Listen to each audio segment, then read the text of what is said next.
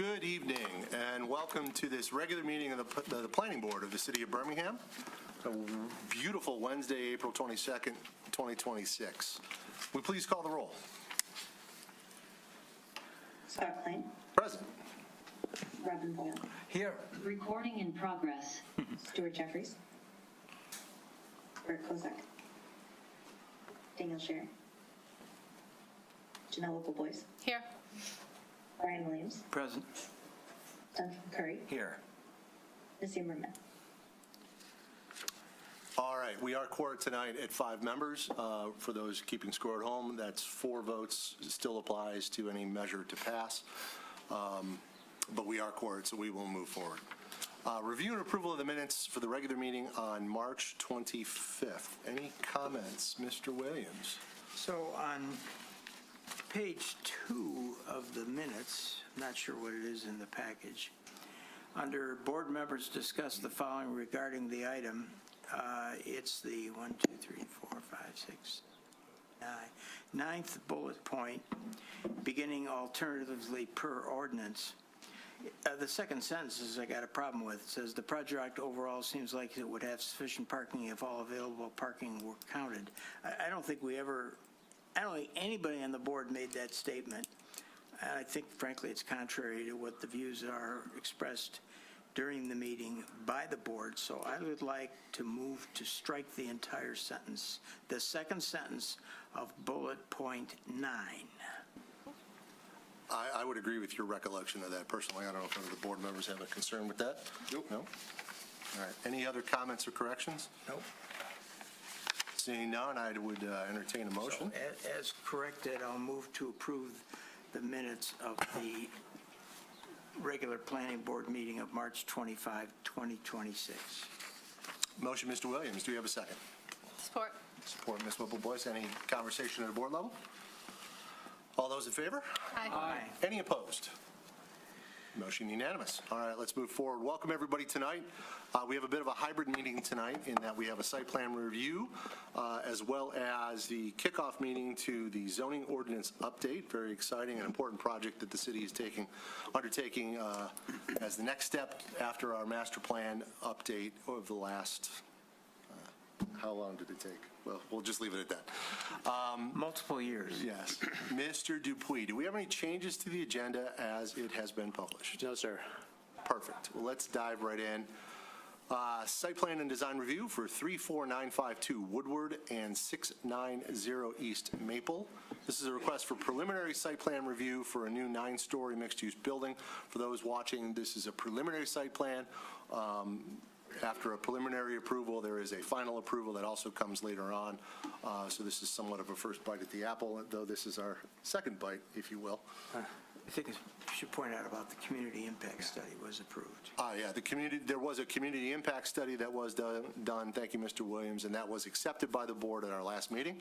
So they have accomplished that first step in the process, and here we are at step 2, which is the preliminary site plan. Mr. Dupuy.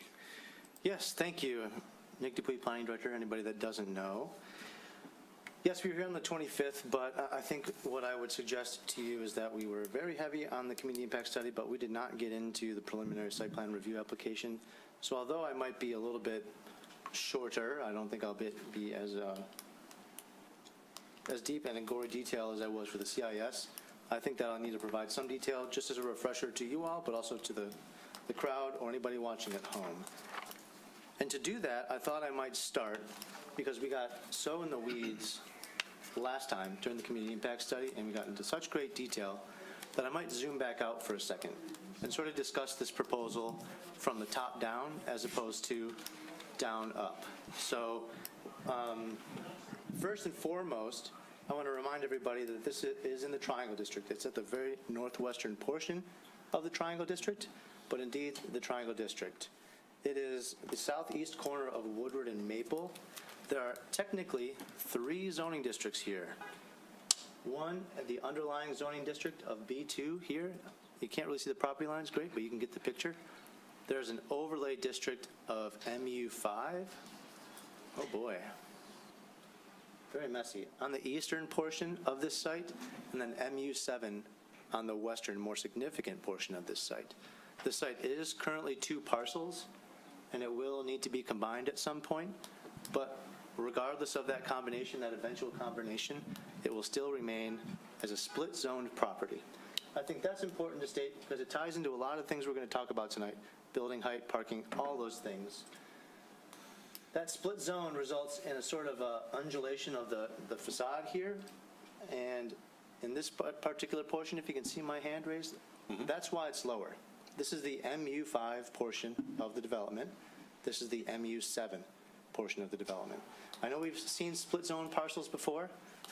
They're not necessarily strangers to us, but it might be a little confusing to the average person, so I thought I'd start there.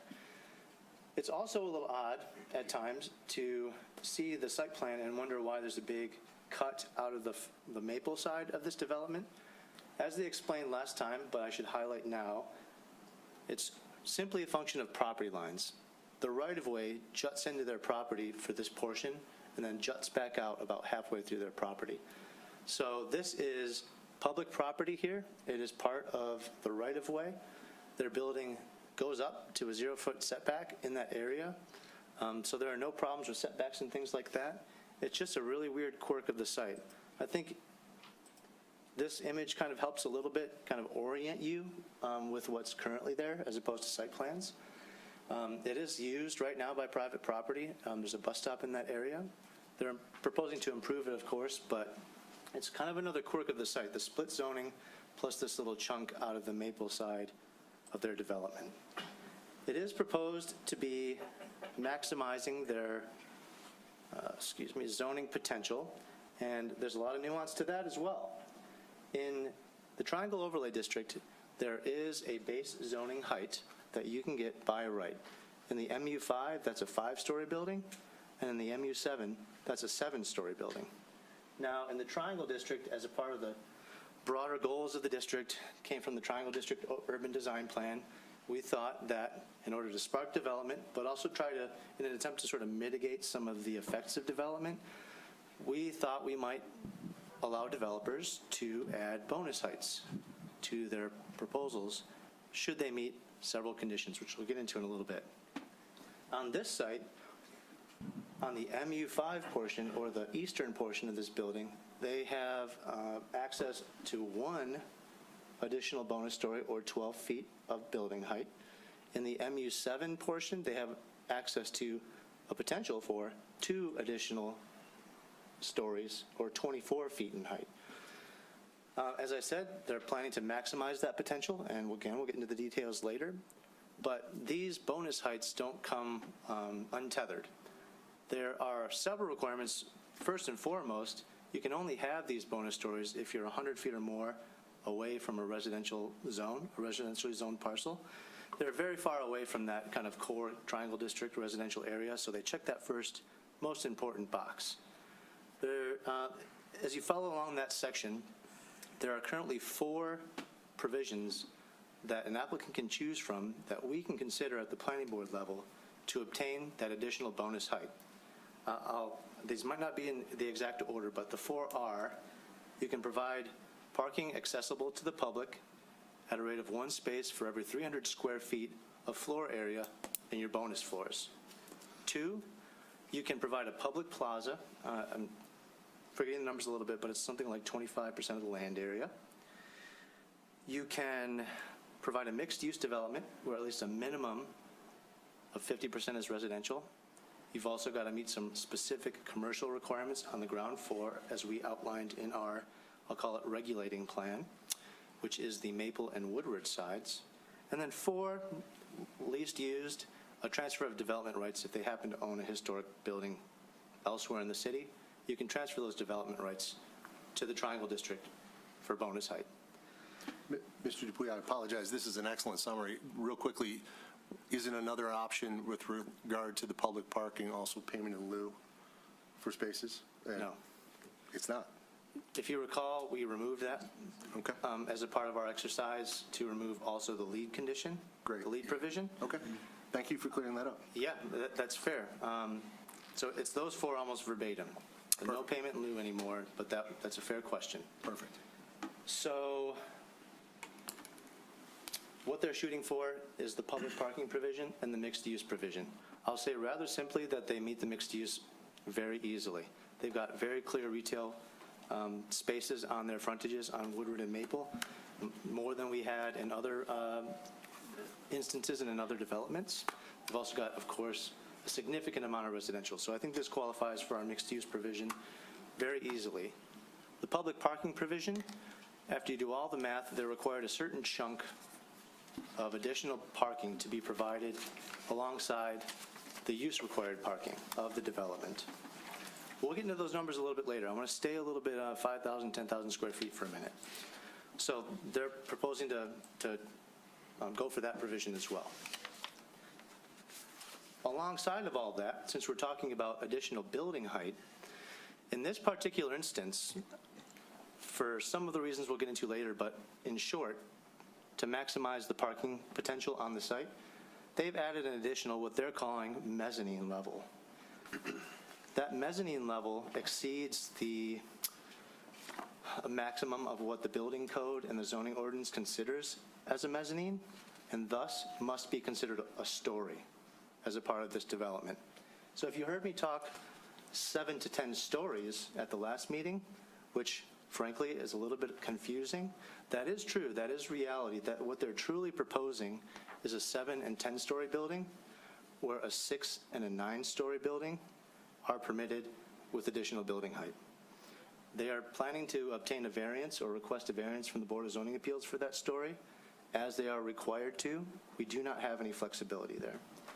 Important to note, though, within that 7 to 10 story proposal that they're offering, they will still remain under the permitted maximum overall height that a 6 to 9 story building is permitted.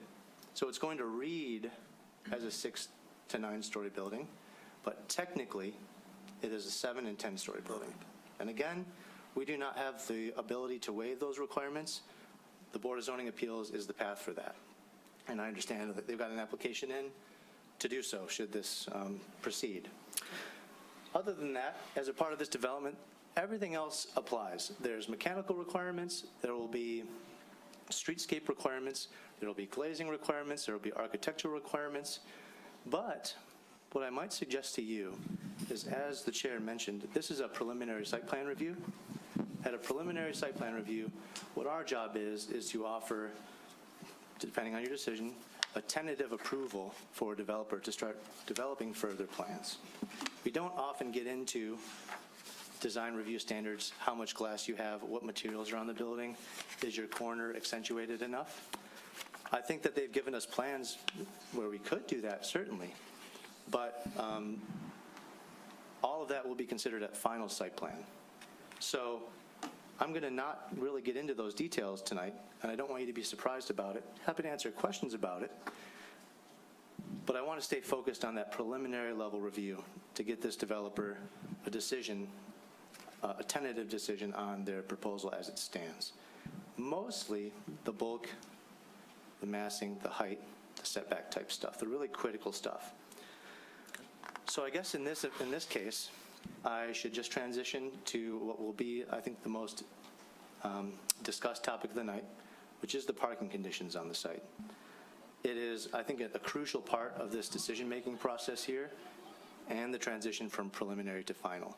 When I talk bulk area setback, these two, I think, are integral, and because of the kind of things and provisions that they're seeking, it's important to discuss tonight, and in, frankly, gory detail. So I mentioned to you that you can receive additional bonus heights if you provide public parking as a part of your development. That number, based on the square footage of their bonus floors, is 198. So, to restate, in order to get the additional building heights that they are proposing, they have to meet the mixed-use condition, which I'm arguing that they do, and they have to provide 198 public parking spaces as a part of their development.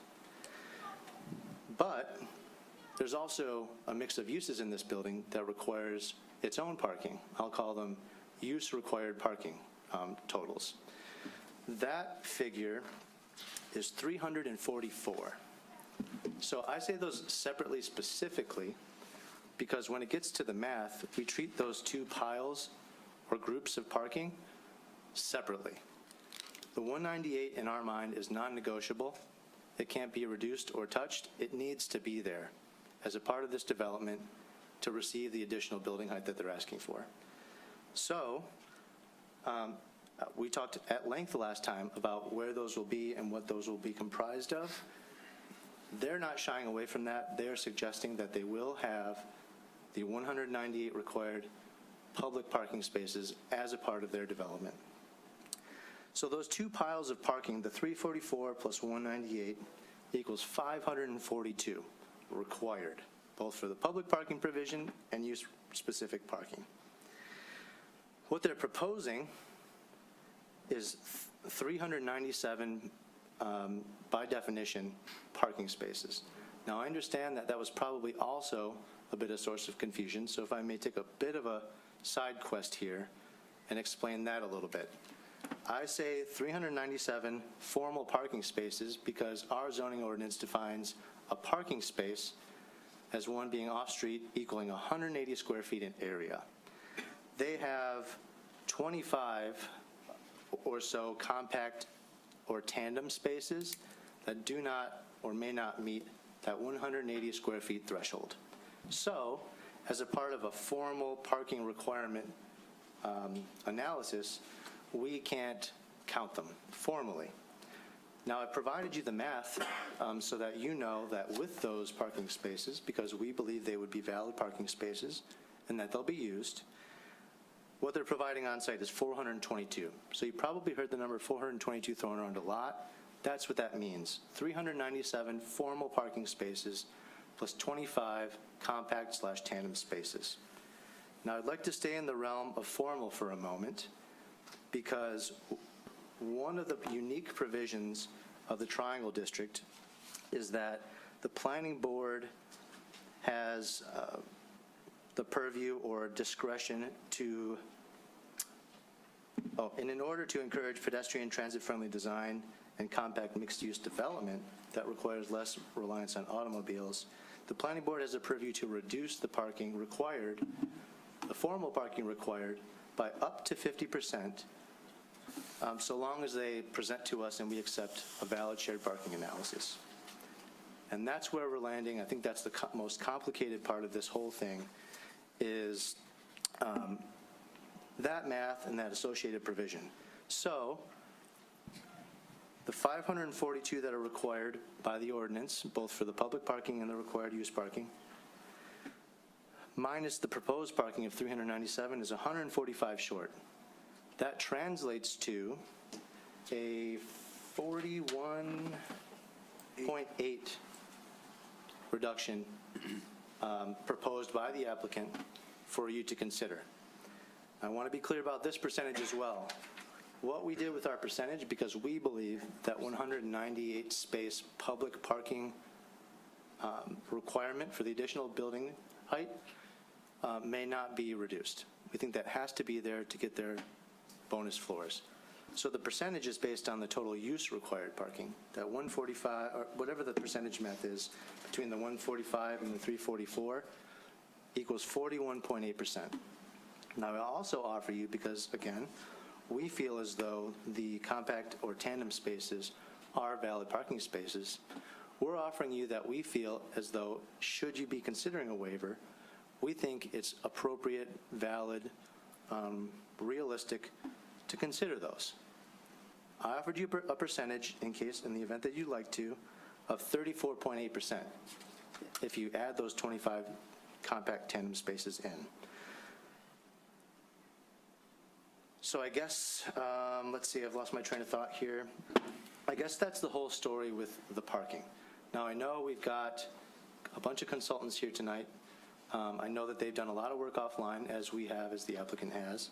I think there's probably some specific questions for them as to the validity, perhaps, of the shared parking analysis that we looked at last time.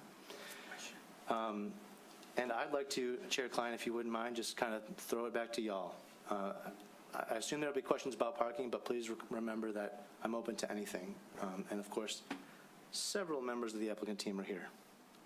Excellent. Thank you, Mr. Dupuy. I must say that I do enjoy that kind of executive summary. I think that would be very helpful on all site plans moving forward. That was well done. Okay, good. Questions for Mr. Dupuy and staff, and Mr. Williams? We have at our tables a letter dated April 21, 2026 from Fleece and Vanderbrink. Is that part of the public record, or do we need to make it part of the public record? Whenever you say these things, I want to Available make to the public, two right? separate statements, right? So anything that we receive is a part of the public record. Anybody can request it. Yeah. It was not in the posted packet, which is, I think, what you're suggesting. So the public hasn't seen this letter? It was not in the packet. I have copies here. Should anybody in the room want to see them? You've got them, and the applicant's got them. It'll be a part of this development. Okay. It'll be a part of the record, the minutes of this. Yep, yep. And it's always available, should anybody want to see it. Thank you. Any other questions of Mr. Dupuy at this point? Now, I know the applicant is here. Is the applicant interested in providing any other insight, color, commentary at this point, or would they prefer that we sort of dive into questions and conversation? I just want to make sure you have appropriate time for whatever you plan, Mr. Soroki.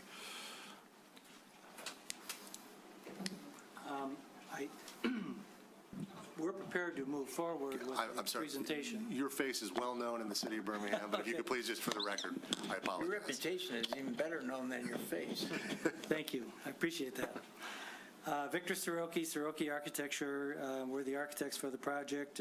Obviously, Sam Besnos from the BESTAC team is here. We have some of our engineers here and some of our architects as well. We're prepared to move forward with a short presentation. However, I don't know if you first want to hear from your consultants like F&V to kind of, because we know the focus tonight, quite frankly, and I think Nick's done a very good job. The focus tonight is going to be the parking discussion. So I don't feel I need to do a big architectural presentation. However, if we can get past the parking discussion, then I'm going to roll out the architectural presentation. Fantastic. But I think maybe for the interest of time and to kind of cut to the chase, it may make the most sense to hear from Julie. I believe Julie is here. Yep. And we have Nick Kennedy from Stonefield Engineering, who you saw last time as well. Excellent. Okay? Thank you. I appreciate that very much. Before you go, we did not last time get nearly enough time talking about the beautiful building that you've presented to us. So I just want to offer a quick moment. Is there anybody from the planning board that has a question for the applicant related to something other than parking that they'd like to at least discuss before we get into the minutia and wind up getting tired and not talk about it? Because it is a rather stunning building, and I'm sure there might be a question or two about site plan. Anything? I don't have a question. No? I have one question. Mr. Boyle. It's fantastic. Thank you. You know I've been a supporter of this development for a long, long time. A development on the site for a long time. Correct.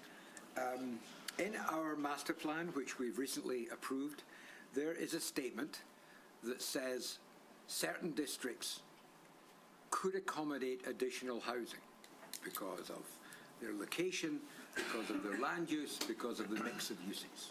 One of them is a triangle. There's another item in that same part of the master plan, I won't quote it, but it does say that we are looking for a measure of, quote, attainable housing here in the city of Birmingham, Triangle District being one of them. Could you talk to us a little bit about the nature of the costing of this particular building, as it's mostly going to be rental? To what extent is it going to bring a product into the city that might accommodate the goal of our master plan? Sure, that's a good question, Mr. Boyle. And let me start by saying, I think we have to characterize attainable housing relative to where we are in the Detroit area, in Oakland County, in downtown Birmingham. And I just say that as a statement. I think we all understand what, attainable housing may be different in Detroit than it would be in Birmingham, for instance. Definitely. Certainly. We've worked hard, and by the way, this developer, BESTAC, is a very large multifamily developer headquartered here in Farmington Hills, but they do work all over the country.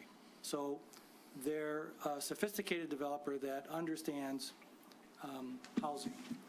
This project has two significant residential components. There is the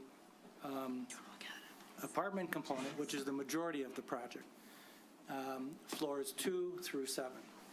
And then there are 2 floors of condominiums.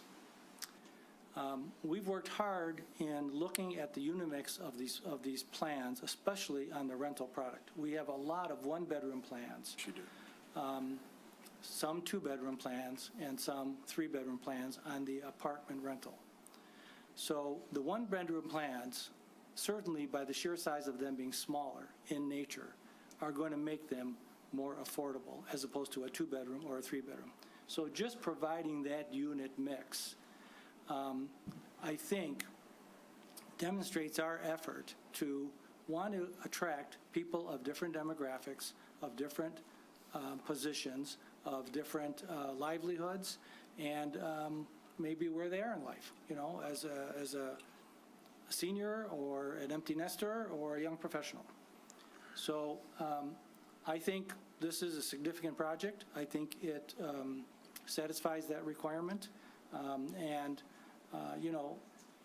Obviously these projects are big and expensive and complex, and nobody's doing it to lose money. Obviously, they have to make sure that it pencils out. So I think we've addressed that, and I think you'll be pleased to see the variety of sizes of units in this development. Thank you. Yeah, I'll just comment. You have a large number of, I believe, 700, 800 square foot units, which I was very excited to see. To Mr. Boyle's point, I think we have all been doing this long enough that we've seen 700, 800 square foot apartments still going for $3,800 a month, which doesn't exactly hit the nugget. But I applaud you for having the smaller sizes, and I would hope that you continue to look toward younger professionals. Admittedly, this is not suggesting that our housing entry level, if you will, is anywhere near what it would be in other communities. That's right. But also be realistic that the city does want, those young professionals making $80,000, $90,000 a year that could still afford an apartment in this town. So I applaud you for getting to smaller units, and I think that's just our way of saying that we hope that you continue to take a look at that as you continue to develop. I agree, and they may not have a car, but they'll be able to afford the unit. That's fine. Fair enough. Okay. Thank you. I had one last question about the site plan, and I'd like to just get it off my chest before we move forward. Nick, could you bring up the site? Yes, that's fine. I would just like to state, again, to Mr. Boyle's point, I am a huge fan of this particular development as you put forward. There are challenges here that we need to get through, but I believe the direction is fantastic. My only real comment related to the site plan, because you've done a masterful job of handling deliveries, of handling parking, and all of these other things, is that I strongly consider that you revisit the Woodward frontage. I know you've removed the angled parking and installed these 7, I believe it is, or 6, what have you. 7 parallel spaces. Parallel spaces, maintaining that small island and the service drive. I would argue to you that that is not appropriate for this type of building, as beautiful as it is, on this corner, where you're trying to accentuate that corner. And as we get into the parking discussion, to me, those 7 on-site spaces are minuscule compared to whatever else is going on this site. I think eliminating that and having your driveway come directly out to Woodward, further away from that intersection with Maple, would be a far better use with a much larger streetscape element in the front to really hit that corner hard. It would mimic a bit what the folks at Greenleaf did, if you remember that. So that's my only comment. I know MDOT, Michigan Department of Transportation, is ultimately the ones who make that decision, but if you're asking my opinion, that was the one thing about the site plan that really just made me a little sad, because everything else was so beautiful. Thank you. Understood. Obviously, everything has pros and cons when we look at all of these. Again, we did make the effort to take out the diagonal parking and go with the perpendicular parking to increase the streetscape intentionally, because we knew it was a little bit tight. And we also wanted to give a chance for this opening to maybe not exit or enter directly onto Woodward. There was some discussions with MDOT about that, too. Understood. Just because, as we know, Woodward is a very busy thoroughfare, and cars move at high speeds. So this kind of slip street allows for cars to decelerate comfortably and make the turn, and then pull up and then accelerate properly. Also, this opening was carefully positioned because they did not want people crossing over, making a southbound move onto Woodward. So, they asked us to actually keep this opening as close to the intersection as we could, and we've had those discussions with MDOT. So all valid points, but obviously there's always sometimes some reasons for things we do. Thank you. So stick around, we'll bring it back Yes, we're for here. conversations. I think it is appropriate at this time if the board is in agreement. Julie, if you... And then we will want to talk about parking. Absolutely. obviously, for- Oh, you're not done, Mr. Cicero. Ms. Kroll, if you could come forward, please. Introduce yourself and... Good evening, Julie Kroll with Fleece and Vandenbrink. I'm the traffic engineering consultant for the city of Birmingham. And I have prepared, this is the third review that we've prepared for you guys, and hopefully answered some of the questions that were at the board meeting last month. Was it last month? Yeah, Okay. yeah, almost exactly. So we reviewed the information that was provided by Stonefield. We also took their information and put it in the ULI spreadsheet, which was a little bit different methodology. What we came out with was ULI recommended 374 parking spaces for this site. I understand that it's different than the ordinance. That's a separate question. I just ran it through the numbers. This is what it said. That's a recommendation for parking supply. With the proposed parking number of spaces, 422, as Nick indicated, that if you include those extra 25 compact and tandem spaces, so we did include that in our analysis. The results showed that you have a peak parking occupancy of 89% with these numbers during the peak period. And one thing I want to point out is that the peak shared parking time of day is 10 p.m. And the reason for that is because the majority of the parking demand occurs at night because you have such a large residential component. So if we're looking at when everybody's coming back home and they've parked their car, you still have some people in the retail that are using the spaces, but that's the highest impact is at 10 o'clock. So it's from there it's gonna drop off. So during the day, that's why I wanted to point out, like with 198 spaces that are public, during the day, those would be available for the public because the people that need the spaces at night, from our analysis, aren't there till 10 o'clock at night when the public wouldn't be needing those spaces. And that's kind of the whole purpose of doing shared parking, is so we're not providing all this extra parking for uses that aren't there. So based on our analysis, they will need to use some of that public parking, but that will be in that 10 p.m. period when you have the highest for the residential and you still have some demand from the retail. But from there, like I said, it drops off. And then based on the results, with a peak parking occupancy of about 89%, that's kind of a sweet spot where you want your parking occupancy to be. It allows turnover within the parking lot, but it's not so empty that you're underutilizing your space.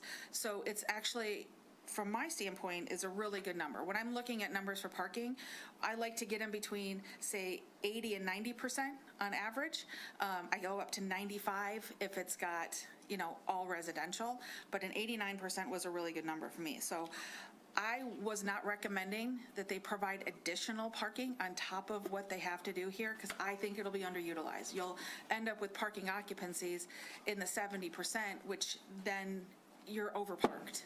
So the idea is that some of that parking that they're required for public benefit will be used during the overnight and evening hours by people that are living in the building. But during the day, it would be open because those people are at work. Questions from Ms. Kroll? Mr. Williams? Under customer visitor, Yeah. which I assume means retail or commercial, did you differentiate between what I would call a retail store and the restaurant usage? Yep. And if so, can you comment on that issue? Yes. Nick, do you happen to have this, The table, yep. the ULI table that you can pull up? Yep. And maybe that I can kind of walk you through some of those numbers, maybe help you understand like where exactly the customer and the visitor numbers are coming from? Yes. I think this information isn't just for the planning board. I think the public needs to understand this issue. Okay, so Nick, if you want to zoom in on the right side of that, yeah, okay.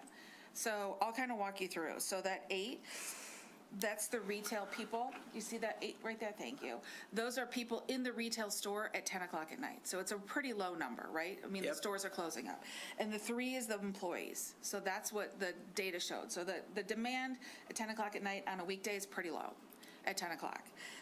If we go down to the next one, 59, that's the restaurant, so fine dining casual. So we're still seeing at 10 o'clock at night, there's probably still a higher parking demand for a restaurant. And then the 11 is the employees. Oh, Oh, boys. no. My apologies. A little bit of free advertising there. Just going to leave it in this mode.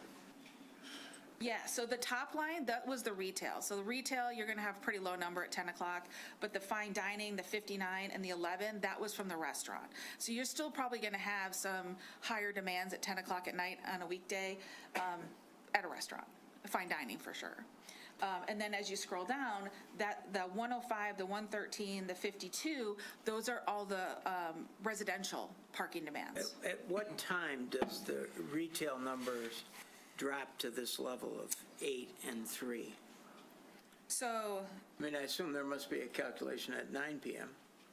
and 8 p.m. and 7 p.m. and 6 p.m. there is, I didn't print off the entire day, Okay. but if that's something you would like to see, we can provide it. But it starts declining when? It usually starts declining as the stores close. So usually like as they start 5, 6, 7, 8, 9, 10. Okay. All right. So as I'm reading this, at 10 p.m., the non-employee, or the customer visitor number is highest because of the restaurant. Yeah, so that's your highest number in the evening. There at 10 o'clock is the restaurant. And then you have visitors for the residential, which is 22. And then that's adding into that 89 number. Okay. So you have included visitors to residential unit also? Yeah, that's part of the calculations. Okay, thank you. That's it. Other questions, Ms. Kroll? I have a question. When you calculated, let me rephrase that. As you analyzed and provided your opinion related to the parking demand versus the parking supply, did you in any way, shape, or form attempt to analyze the zoning ordinance at all, or simply used the guidance of ULI and projections, et cetera? We didn't do anything with the ordinance. Okay. We relied on the city and staff and the planning department Okay. to do the ordinance calcs, and we were just purely looking at what does ULI tell us Okay. for these uses. Great, thank you. Last question. In that analysis and your opinion, were you attempting to make any sort of opinion or provide any sort of opinion related to bonus floor or bonus heights and parking required for that versus others? Or were you simply looking at total numbers versus total demand, and this is where it lands? I was just looking at total number versus total demand. From my standpoint, I'm trying to make sure that there's enough parking to accommodate the uses for this site, and without over parking the site. Anything else I left to the planning department to Great. provide their, And by overparking, you're talking about overparking the site for the uses that are presented in the development? the totality of it, yes. The uses? Yes. Okay, thank you. Thank you. Other questions?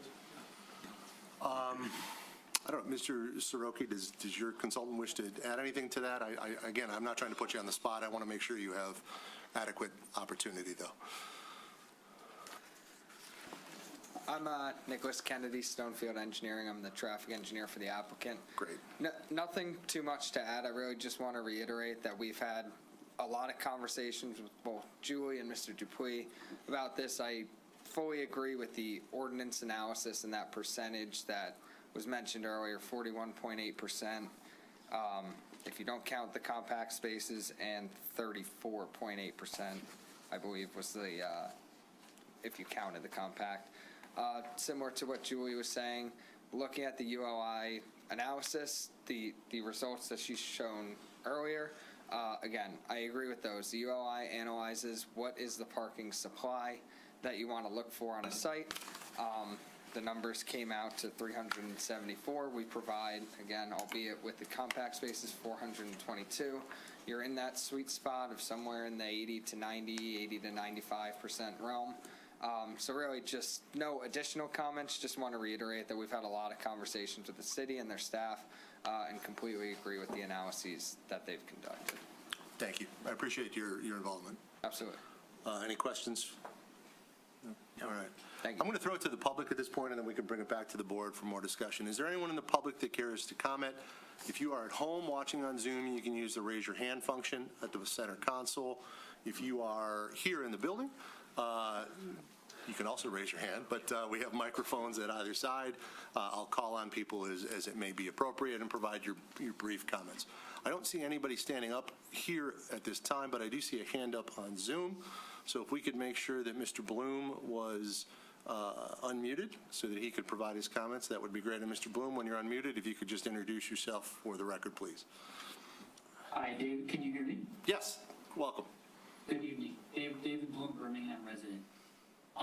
This is a large and important building in a high impact area.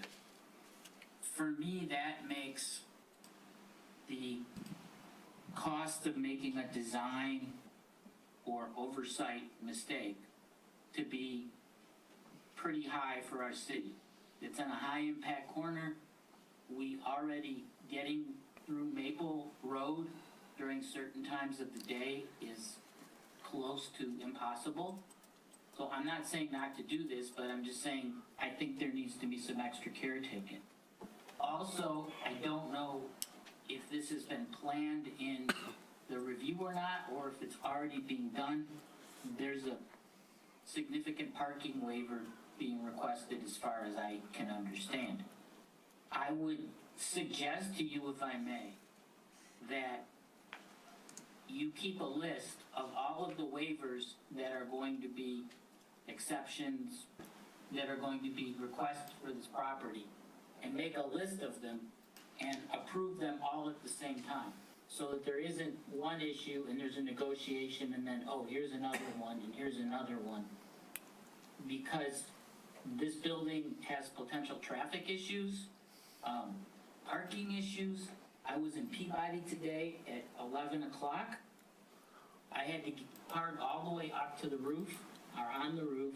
There were very few open spaces that I saw, and some of the open spaces, or the majority of them that I saw that were open, were actually encroached on because the stripes or the parking spaces are so narrow that they were encroached on by people not parking within the line. So I would just encourage you to be very careful with what you're doing. It looks like a really beautiful building.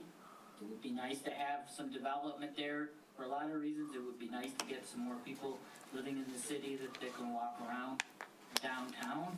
So I'm not against the project. I am concerned about the parking and the traffic and any other things that might happen. And I also referenced a recent conversation, maybe at the last city commission meeting or the meeting before, about, and I'll call it the Daxton disaster, where there's a loading dock and the loading dock is full of garbage cans. And when I made the comment at the last meeting, because they were asking to change the plans to, I mean, basically the Daxton has been, this planning board approved, the planning board approved the Daxton with a loading dock, and they were not even using the loading dock for loading. They were loading in and off of the street. And I don't even know how you're gonna get trucks in here, moving trucks and everything. I don't see that, so I think that needs to be part of the review. But you can't go back and fix the Daxton building, and there was some serious problems with the parking there, and it seems like some people knew about it before. So I'm just asking you all to be, and I know you're having all these meetings, just to be extra careful what you do for our community. Thank you. Thank you, Mr. Bloom. Any other comments from the public? Anyone here in the building? Anyone home on Zoom? Going last call. All right, we'll bring it back to the board, and just not to get into a response, but Mr. Bloom, any waiver, if it is even granted, would not be finalized until final site plan. So to allay any fears there. All right, board. I think it's time for a little bit more discussion. It might involve a little bit more back and forth with the developer, the applicant. I think we all kind of know what the elephant in the room is. The applicant is proposing a beautiful building that I think all of us want to see come to fruition. However, they're proposing additional building heights, 34 units by my count, and in exchange for that, they're required to meet certain requirements. And I think it's fair to say that parking is not being met with regard to those bonus floors. So I'm curious where the board would like to lead this, or if we'd like to hear me ramble a little bit more, because I do have plenty to say about it. But I'm Well, open to conversation. Mr. Williams. Yeah, I think we left open at the last meeting the issue with respect to the 198 spaces that are required by ordinance for the additional floors, that you were going to, I think you were going to check with the city attorney to determine whether any shared parking arrangement could affect that number of 198. Right. So if you did, I think it's important that we know what the city attorney's views are, and that the public know what the city attorney's views are. Well, I think thank you, Mr. Williams. I think Mr. Dupuy explained that a little earlier, perhaps maybe not in those words, but in reviewing this with the city attorney, I can just say that her advice is that the interpretation that the 198 spaces are in addition to any parking required by the uses is the only valid, common sense, plain language reading of the ordinance you can come to. So while I appreciate the analysis that's been done by all of the engineers and agreed generally that 422 parking spaces is enough, the problem we face here is that in order to obtain, approximately almost 30,000 almost 50,000 square feet of residential units, the developer is supposed to provide something for the city's use, not for use in parking the site. And that's the dilemma we face. Ms. Whipple-Bliss. So I appreciate Julie being here tonight. Cleared a lot of things up for me. Thank you, Julie. I am clear that the applicant needs to maintain the 198 spots for the general public. And I understand from Julie's analysis, of course, that there will be overflow at night, late at night, when residents may need some of those 198 spots, the shared parking. I'd like to hear from the applicant to tell us a little bit about how they are going to plan to ensure that those 198 spots will be always available for the public, as not to have those consumed by people living in the building, for example. So I expect you have a plan for that, and I was wondering if you could talk to us about that a little bit. If you like. Well, we understand the position of the city attorney, and so what we're asking for on this proposal is that you consider a waiver of the required parking that the building generates, or that the uses generate. I think we all understand that there will be times in the evening where we would like to use some of those 198 spaces overnight. However, during the day, the vast majority of those 198 spaces are open and available for public use, which is really the most important time.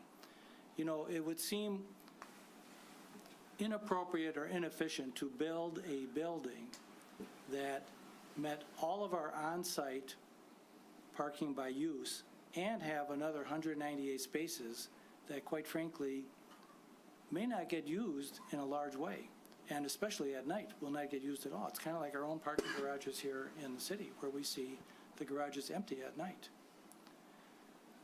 I think the whole concept, and within your ability to approve, is that you can do a waiver of parking considering a shared parking analysis. You know, it's also interesting to think about it, that the ordinance requires 198 spaces because it says we need one space for every 300 feet of bonus floor.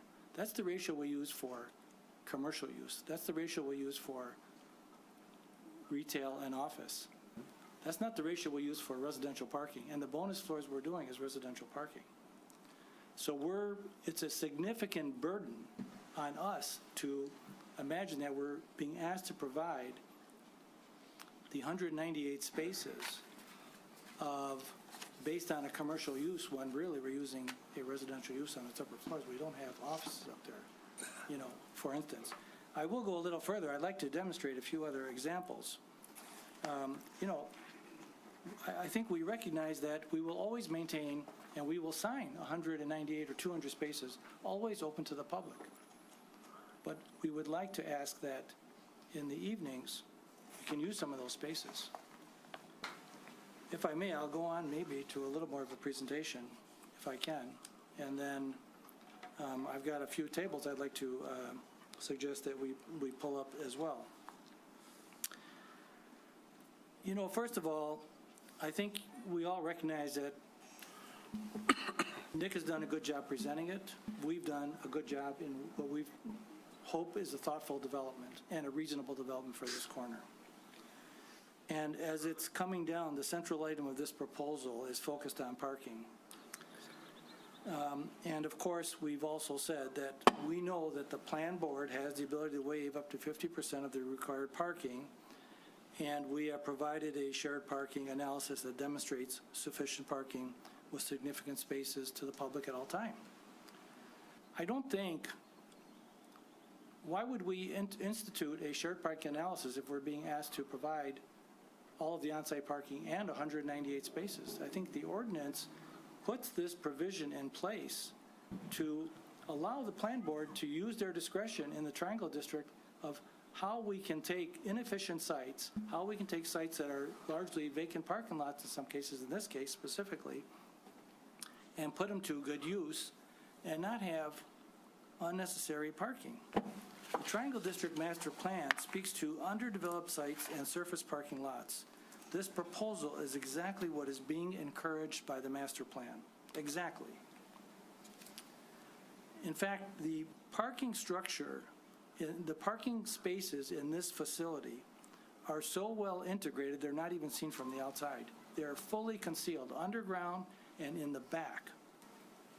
So it's, again, accomplishing some of the goals of the master plan in the Triangle District. This proposal presents an opportunity to economize a parking structure and to not have wasted or unused spaces. I think we really need to consider that. I mean, quite frankly, we're starting to talk about that for our downtown structures here in the CBD, of how to use these spaces and how to use these structures in a more efficient way and to unbundle some of the parking. And I want to also say that this proposal will significantly add residents living in the downtown, contributing to the city overall with shopping, dining, entertainment, improving our tax base, and still adding a public parking component, which are all benefits for Birmingham. To just say we want 198 spaces 24/7 seems, at least to us, a little unreasonable. Further, I would even go on to say that, our staff, your staff here supports this project. I think the city's consultant, F&B, feels that there is certainly sufficient parking. Our consultants, our traffic engineers certainly feel there's sufficient parking. And by the way, just as a little footnote, I guess I should mention, I don't know if you're aware of it, but there's actually 7 fewer residential units in this proposal than there was last month. Just, it doesn't tilt the needle in a big way, but it's worth saying it.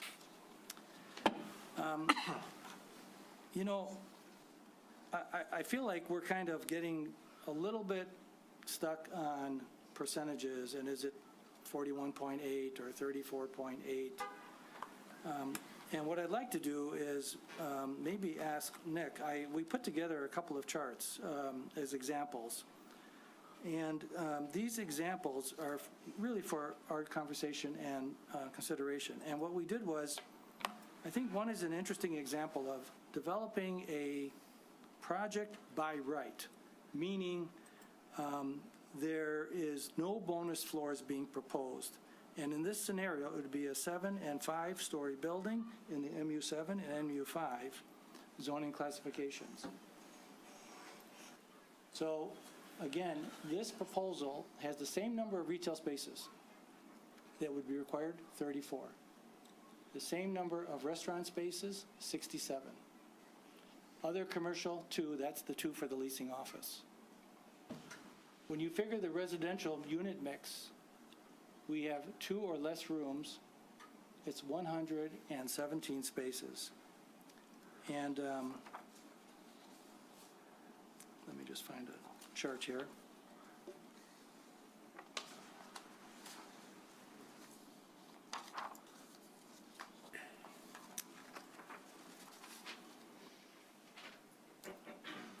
And those 117 spaces, it's a smaller number. The previous number was 123. It's because we don't have the bonus floors. We're taking the bonus floors out. And then when you look at the 3 or more room units, we would need 83 spaces because it's 66 units times 1.25. And the previous number was 118. So when you add up all of the required parking that we need by ordinance, by right, with no additional bonus floors, it's 303 spaces. Our plan proposes 422 spaces. Still a significant number above and beyond what is required by ordinance. If we don't do the bonus floors, whether it's us or anybody else, if we didn't propose the bonus floors, we would not have the 192 spaces. Or the 119 spaces. In summary, when you look at it, we wouldn't build public parking, the 198 public parking spaces. We're going to lose them. This is our opportunity to really get a public parking component. It may not be the number you would like, but it's a real bite of the apple and a real opportunity to get public parking on this site in a private development. We would be reducing 34 residential units because we're not doing the 8th and 9th floor and part of the 6th. So we get a smaller building. Also somewhat of a drawback for everybody, for us and for the city.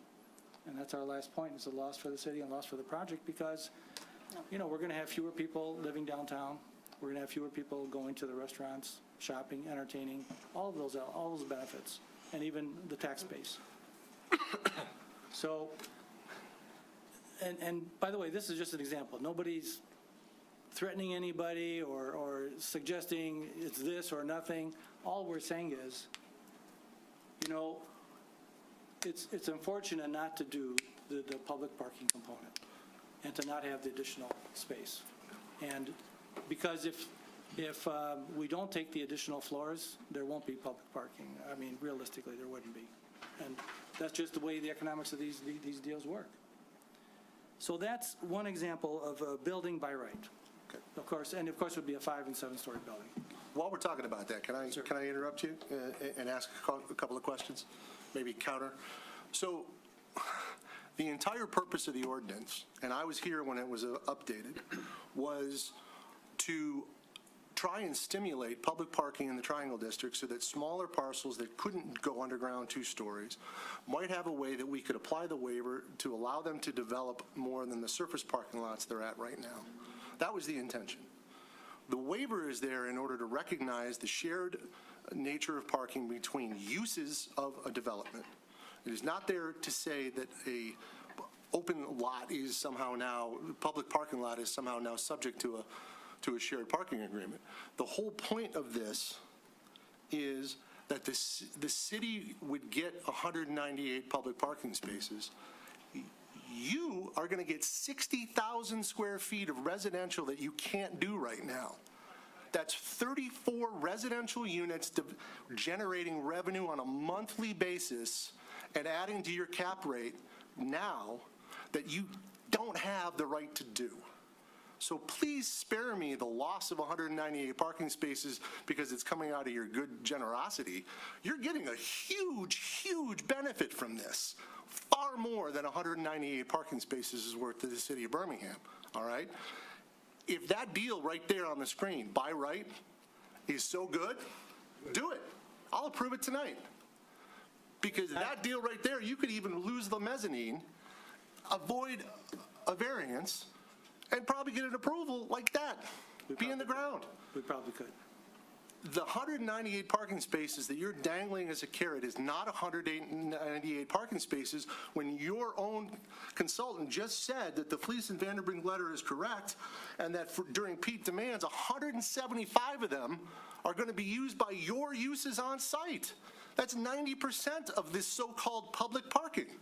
How is that a benefit to the city? We're subsidizing the development of 34 residential units if we follow through on this. Now, I agree that your site is eligible for a waiver of some sort because of the mixture of uses, the urban nature of the area, internal capture, and all those things that I believe in my heart and that I've studied for 30 years. I agree. You are deserving, in my opinion, of a reasonable reduction in the required parking of 344 spaces. You're asking for far too much, a bridge too far, in my opinion. The consultants are saying that we really shouldn't waive anything because you're going to take up all of the parking that's there to begin with. I'm willing to give you a waiver because I think that those philosophies are true, but there's no way we're going as far as you're going. And I had to stop you because this notion that we are somehow destroying such a public benefit, this benefit is for you in the way these numbers stack up. You're getting 175 free parking spaces. So I'm sorry, but in my opinion, unless you reduce the uses on site somehow or reduce the number of required public parking spaces somehow or both, and come back with something that's far more in the realm of a reasonable reduction, 20, 25%, something, of the 344 or whatever that number is that you require, how in the world can this board recommend approval and a waiver under these conditions? I understand you, Mr. Chairman. Again, I will agree to disagree respectfully. We have known each other a long time, and I have utmost respect for you and Mr. Besnos. I'm not attempting to disparage either of you, so please forgive my fire. Understood. However, I'm going to say and reiterate again, we're using the majority of those spaces at night, in the middle of the night. They don't need to be there for the public. The public will be served during the day. Maybe not a full 198, but they will be served during the day. And there is a benefit to the city for that. That's our opinion, and it's worthwhile.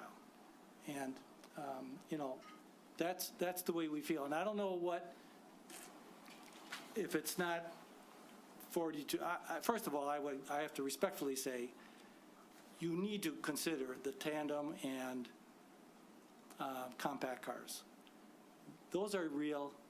They're just a little bit smaller. They're going to be used. We have that in our own parking garage. I know the ordinance doesn't recognize it. I understand that. I'll go on record as saying that in the application of my discretion for a waiver, I cannot ignore those 25 spaces.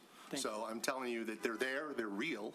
As long as you make an effort to make sure that they're actually usable, in my discretion, if I'm looking at a waiver, I'm taking those into account. Okay, I so promise you now, that. thank you, I appreciate that. So now the number is, if we're talking about percentages, is 35% of a You've got waiver. 44 parking spaces that are required for your site. You're providing 199, and we're going to consider 25 there. You've got a gap of 30 some odd spaces, 120 spaces. How do you lower that gap to an area that is more comfortable or more palatable for this board to handle a waiver? Somewhere in the neighborhood, and I don't want to hear percentages of the total, percentages of the 344. How do you break that down into percentages that are far more reasonable and palatable, looking at the mixture of uses? Because the ordinance is very clear. We have to look at the peak demand and the mixture of uses in making this determination. I understand that. Here's another thing we contemplated. And this is another example that I'm going to ask Nick to pull up, is, we said, when you look at the downtown CBD core, because we have in the parking assessment district, the parking structures, we're not required to have on-site parking for commercial uses, but we are required to have on-site parking for our residential uses, correct? So we said, all right, let's take a look at what it means if we were to, with the same proposal, currently the proposal we have right now, to say, maybe we get a waiver for the commercial uses. And by the way, one of the biggest drivers of the commercial use is the restaurant. But we feel strong about a restaurant on this location. Obviously, if we went to retail, that would drop the number down significantly. But a restaurant is a good use in a mixed-use building and a good use for this location. We talked about that last month. And I think we all agree. We know that food users are good amenities in these kinds of buildings. So if we just looked at the residential uses, 2 rooms or less, 123 spaces, same number. 3 rooms or more, 118 spaces. Total parking required by use for residential only is 241. With the bonus parking added in is 198. The total of 241 and 198, total required is 439 spaces required. If you consider our compact cars, and thank you, Mr. Chairman, for agreeing to consider it, we have 422 spaces. We're only short 17 cars to fully satisfy our residential parking component by ordinance. That is significant. You can skin the cat a lot of different ways. We're just trying to look and set examples and expectations of what we think is reasonable. I don't think anybody wants to build a parking structure that is not being efficient and utilized in a proper way. I'll go on record to say, we all know parking demands are only going to go down in the future, too. We know they're not going up. We know ride sharing is real. Autonomous vehicles are coming. All of this, and we, by the way, are a very walkable community. We all know that, And this development promotes the walkability and capturing people within the building and using the building. So these numbers are only going to get better over time. Why would we want to build so much parking? That's kind of our position here. We just sort of feel like we've got a good project. It's a real opportunity to bring public parking to this location. I think there will always be ample, sufficient parking for the public to use, for other building owners to use, neighbors to use.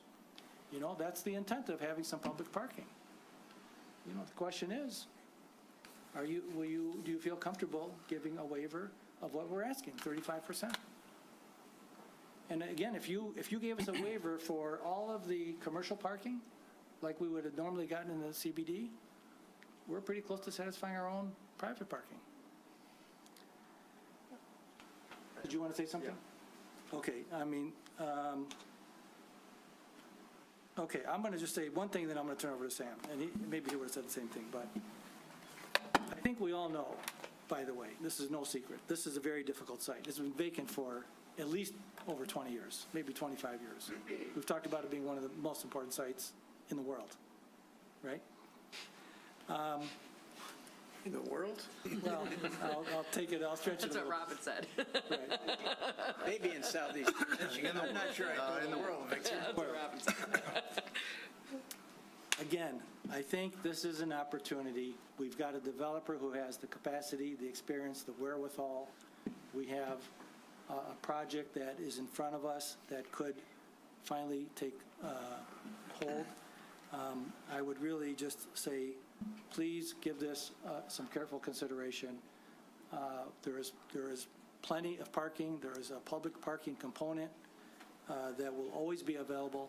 Maybe it isn't the number you would have liked to have seen, but I think we have to take all things in consideration. And with that, I'm going to ask Sam to say something.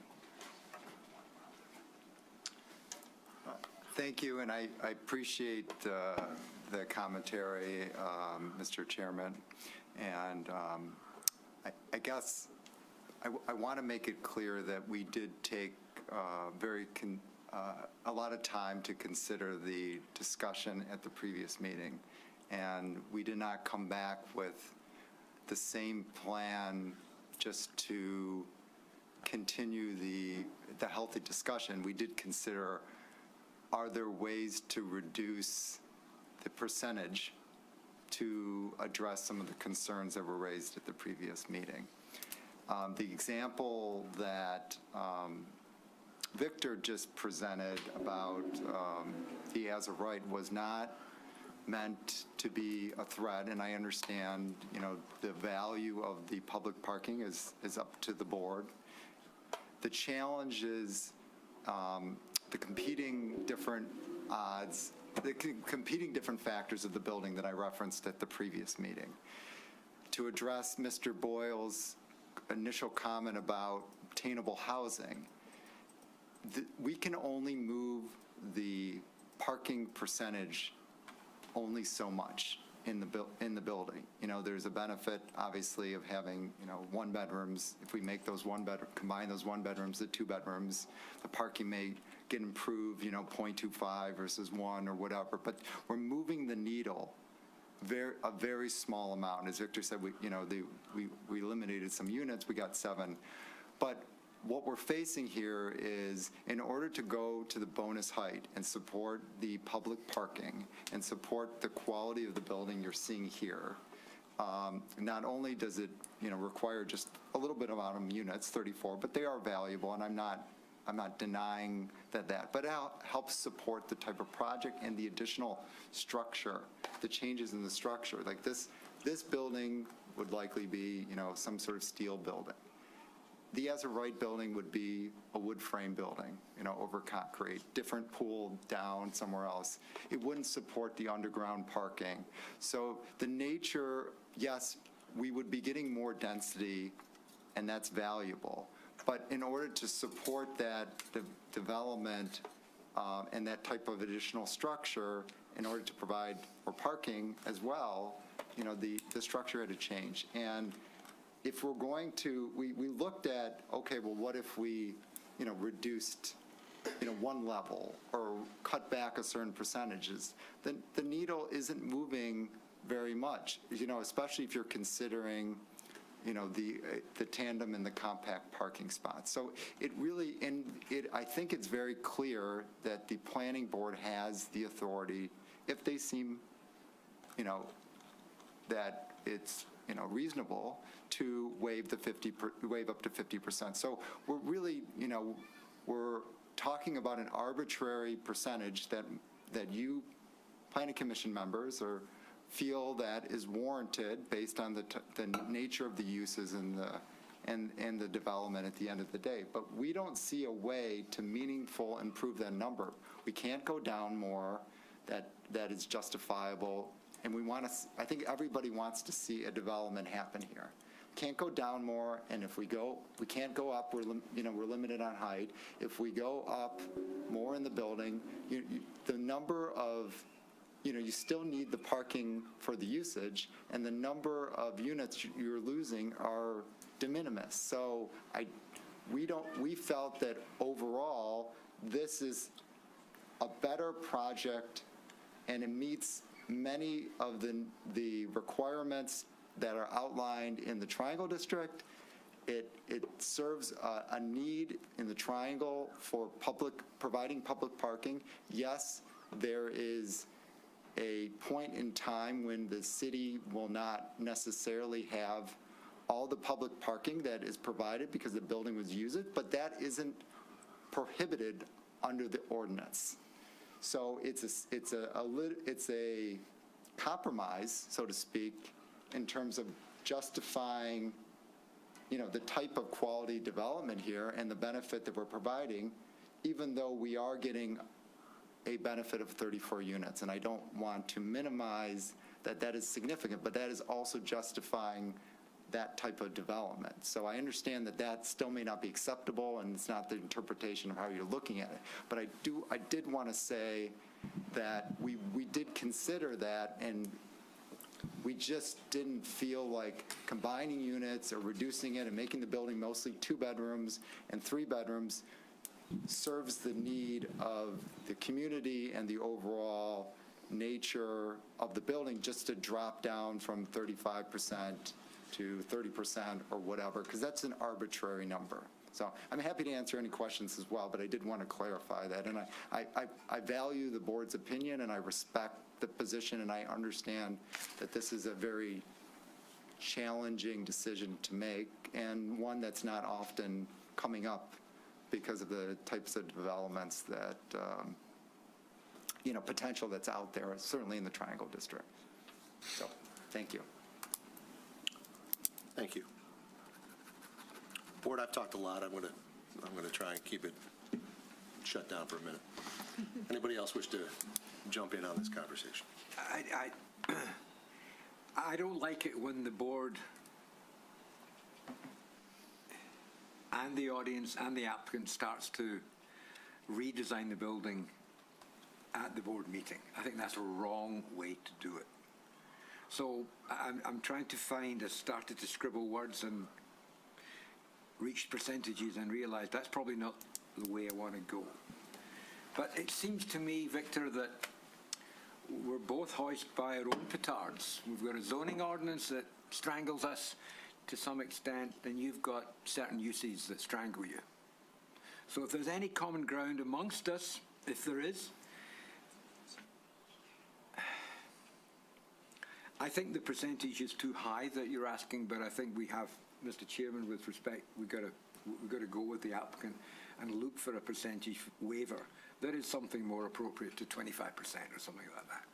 But I also think the applicant, by holding on to that restaurant at the corner of Maple and Woodward, is a very difficult part of this parking problem. 60, what was it? 50 net. 50? The difference between retail on that site and restaurant is net 50 spaces. It's net 50 spaces. So if there's an area for compromise on both sides without getting too far into the woods, one way I'm plucking at numbers, 25% waiver in the motion, but that the applicant changes the land use at this stage for preliminary site plan review from restaurant to commercial. Brian, sorry. Were you done? I'm done. Okay. Mr. Webbs. Well, I recognize the difficulty of the decision, both at your end and our end. And I think what I'm hearing is that for economic analysis purposes, you need the 9 stories. I get it. The most surprising thing to me today is what both parking consultants agreed on, and that is that at peak demand, we need 374 spaces, and the ordinance requires 344. So the projections are, irrespective of the additional floors, we're already short. I don't know how to sort through that because we got this about an hour ago. And I haven't had sufficient time to go back and reflect on what that means, except irrespective of the additional floors you're short, based on usage. And the usage has nothing to do with the 198 spaces. So, to me,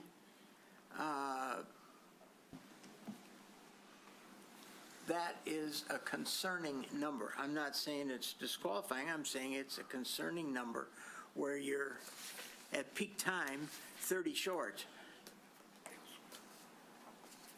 But we live with the ordinance requirements, so I'm willing to say, okay, maybe I ignore the 374 because the ordinance only requires 344. That's right. So if we give on that, I guess to quote Robin Boyle, you got to give on something at your end. I don't know what that is. I asked a lot of questions early on about the restaurant you all were witnessing because I did the numbers and you've done the numbers, and that's and I understand the desire for it, and I'd probably go eat there. But it's an additional 50 spaces. That's a lot when you're short. So I don't know how you come to grips with that. I think the percentage, I understand that the ordinance says we can waive up to 50%. I didn't draft the ordinance, but I do propose part of the waiver.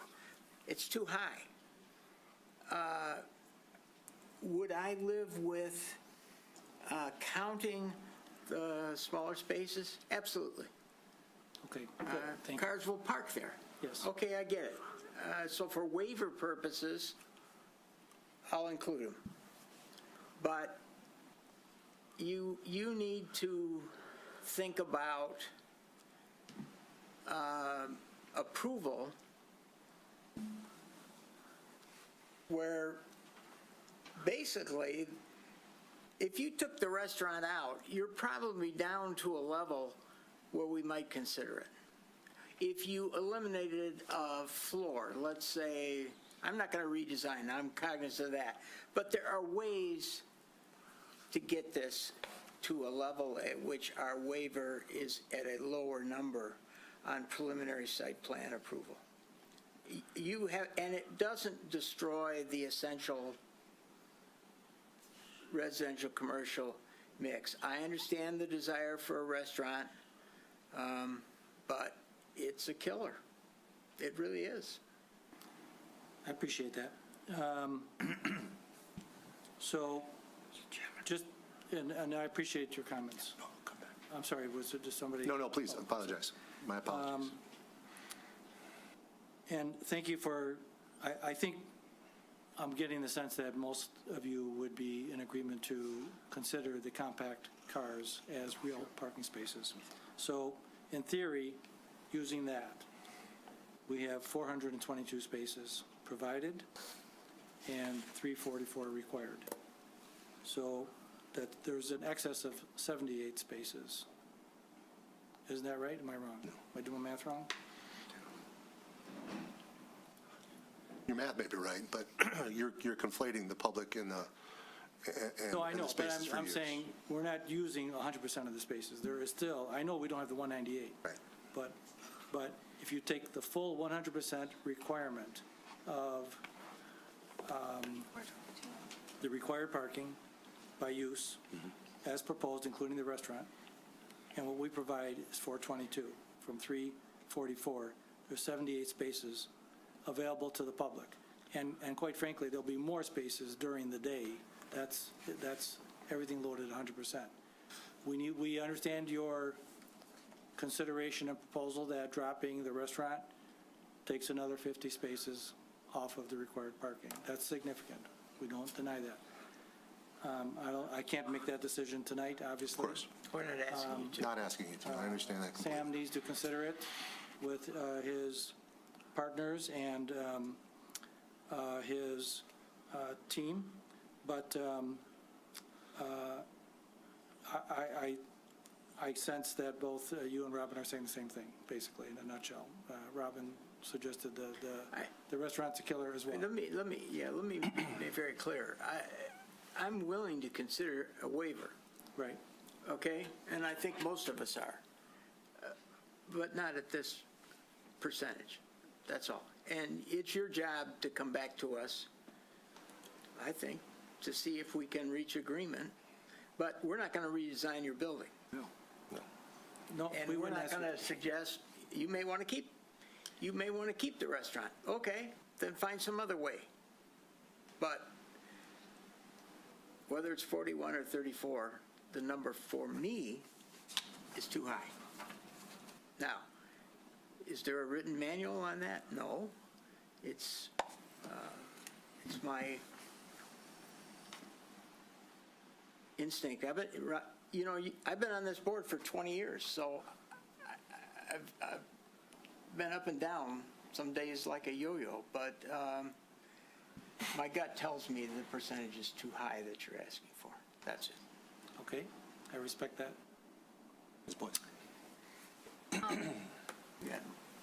Two people haven't talked much. I understand what I'm hearing, as far as the percentage being too high, and I'm not saying I disagree. I don't like the open-endedness of, well, what is the magic percentage, and are you going to come back 2 percentage points less and we're going to like it? Or, that doesn't feel good to me, probably not to anybody. I hope you can demonstrate something that will convince us come that time, because this is a fantastic development.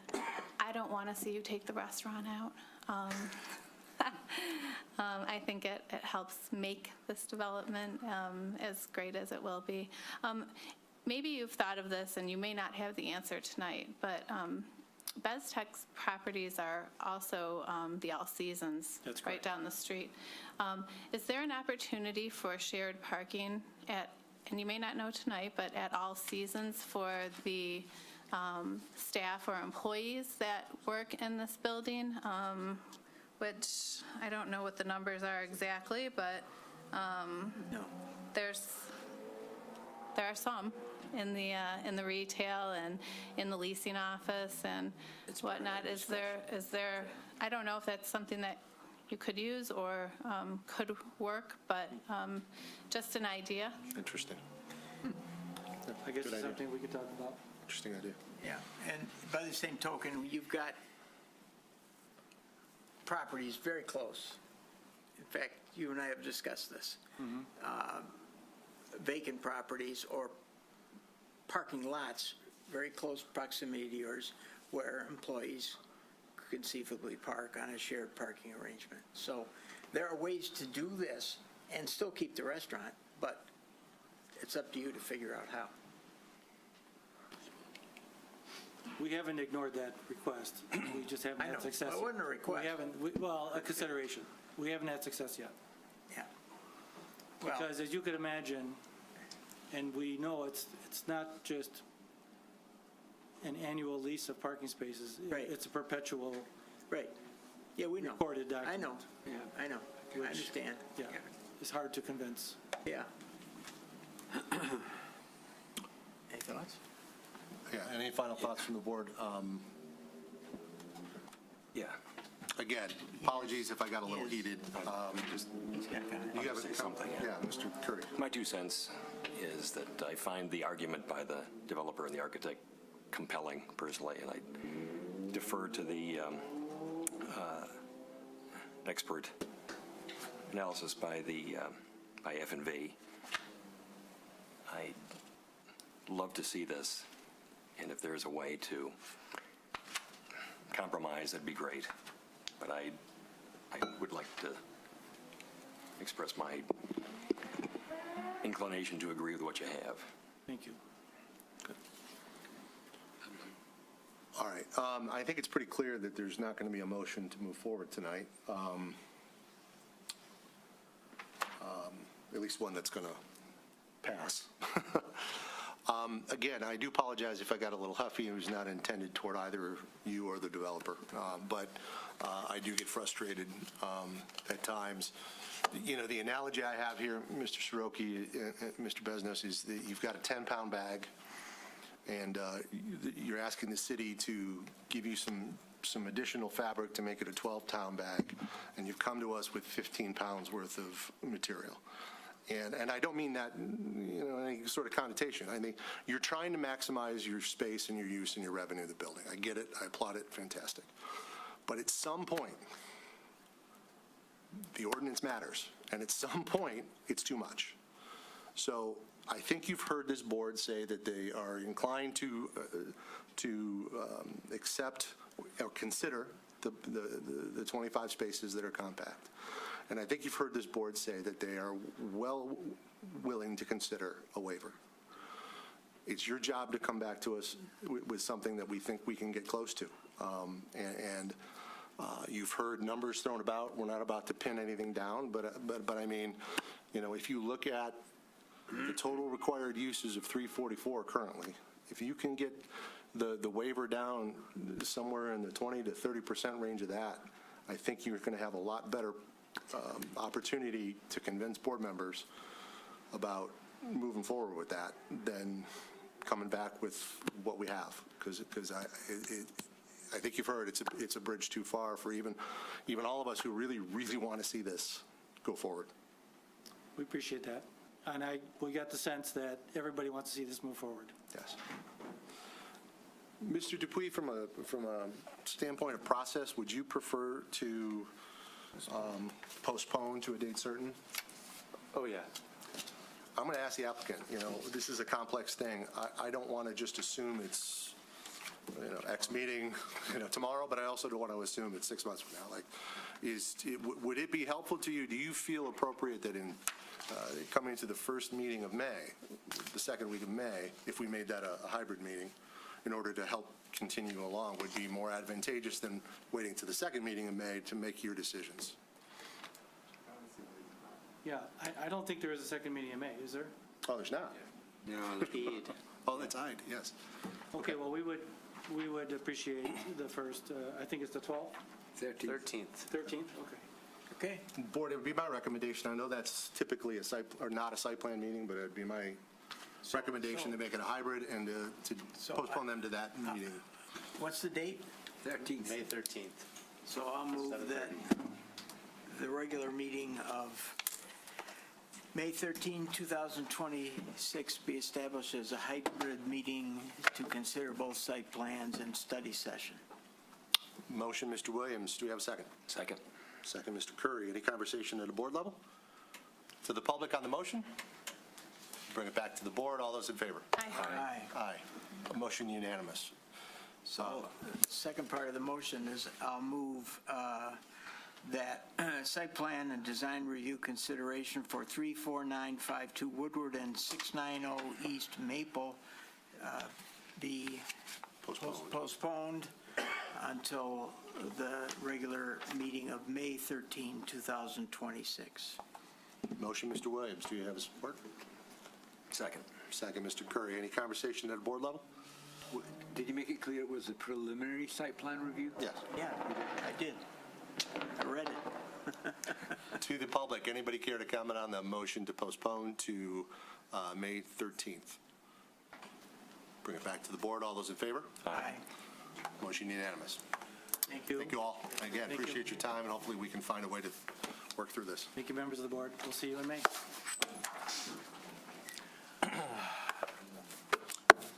All right. Well, this is sort of an intro for you all. Welcome to Parking Birmingham. Yeah.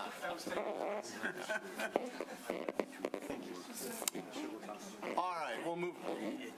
Yeah, go for it. We'll move forward now with the next item on the agenda, which is the study session item, the kickoff of the zoning ordinance update project. And You still want to work with us? Yeah. I love that stuff. I was taking notes, so. I promise not to yell at you. No, don't make that promise. Well, at least Got much. thoughts, I'll share them with Nick Much. after the meeting. Mr. Dupuy, we're going to do anything intro here, or?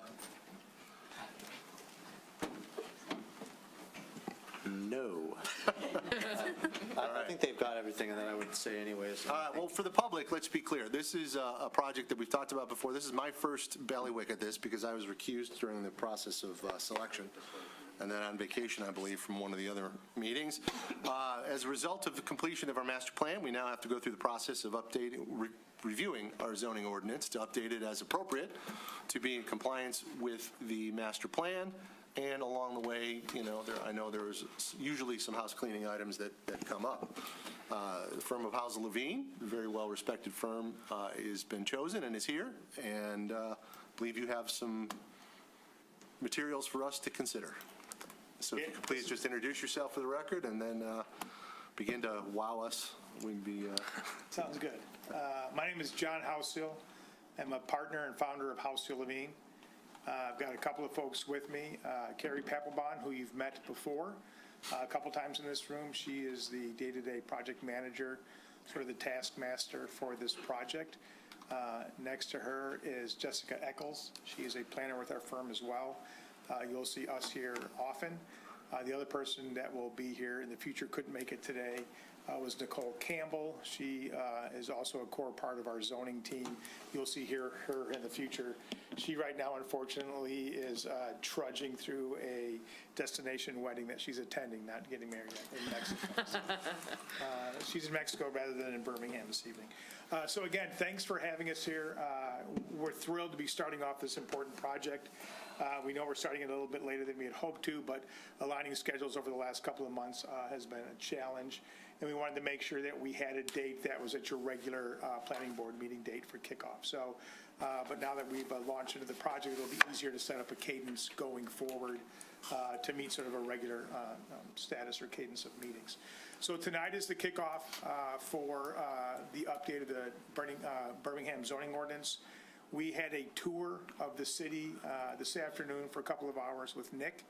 So he showed us the underbelly of all the zoning and development and land use issues.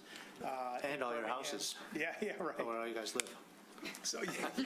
What? Huh? Yeah, we docked them all in GIS, so we know where you guys you live. But we got a good chance to really, to drive around the commercial and all the residential areas, all the seams, and then we also spent a decent amount of time walking around the downtown core and some of the areas around downtown Birmingham to get a little bit of orientation. And so Nick was able to point out some things to keep in mind and some issues that were coming out of the ground, some recent development activity. And boy, your residential neighborhoods, there is a lot of building activity compared to a lot of cities that we are working. I mean, it's staggering. We also had a meeting this afternoon with all the departments of the city. Likewise, when you did your master plan update, I'm sure they met with all the departments in the city as well. Comprehensive plan or master plan is not just a planning document that has to work for the planning department. It's got to work for all departments. Zoning's the same way. There's implications in every other department, whether it be public works, public safety, it doesn't matter. So we met with all the folks from all the departments this afternoon.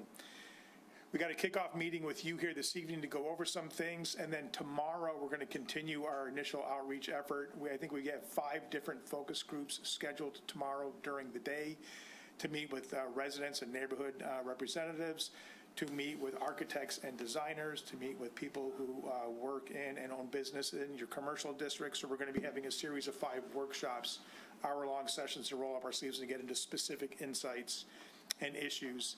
And then tomorrow evening, we have an open house for residents to show up to kick it off, give them a little bit of zoning 101, bring them up to speed, and begin to get some of their issues around things that we may be able to address with zoning. And I think I said at either our interview or the meeting where we were brought on board, sometimes the best way to talk about zoning is to not talk about zoning, but to talk about the issues that are of most importance or of relevance. And then it's our jobs to figure out, working with you and Nick and his team, how zoning may be able to be part of that solution, but to not talk about zoning per se, but some of the issues. So we've got some things we're going to walk you through this evening. But again, it's really a chance to hear from the planning board, because you're on the front lines of making sure zoning is functional and applicable, as evidenced by the last hour and a half's worth of discussion this evening. And I was not joking when I said I was taking notes. I was actually writing down numbers and doing calculations. So I'll talk to Nick afterwards. But again, the purpose of tonight's meeting is to introduce the project team, which I've done, to get initial feedback on some of what we need to work on as we go through the zoning ordinance update.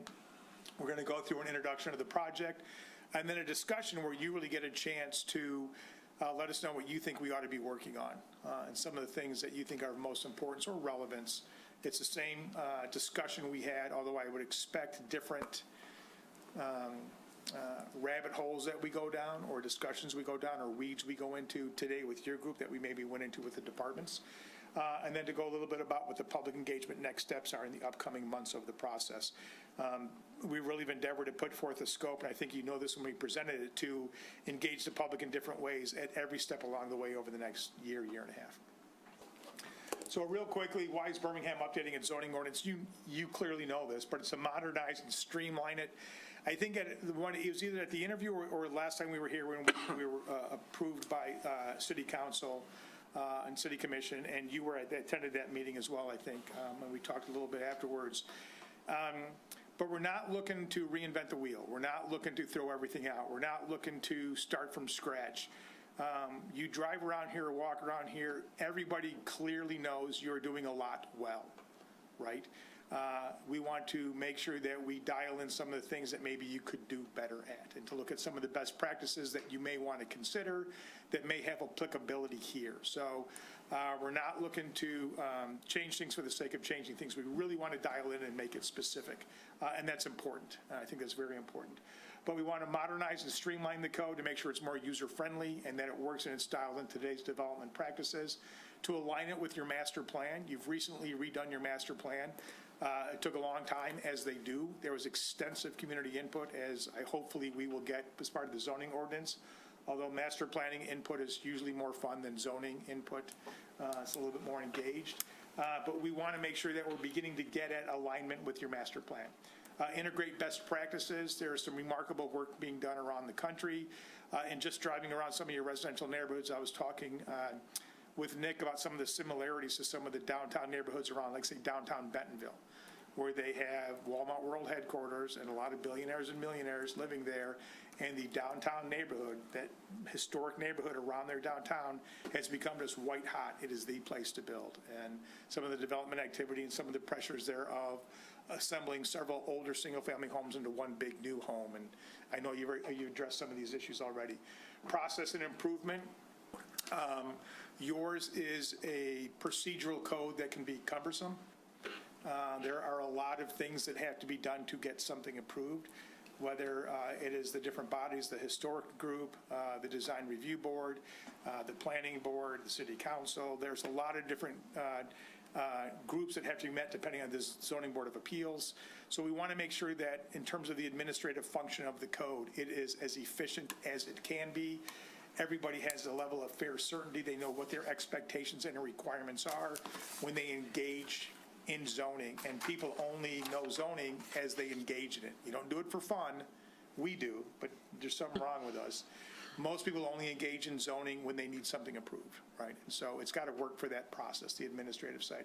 And then to enhance usability to make it as user-friendly as possible. So that's why we're looking at this. A key part of this is a relationship to the master plan.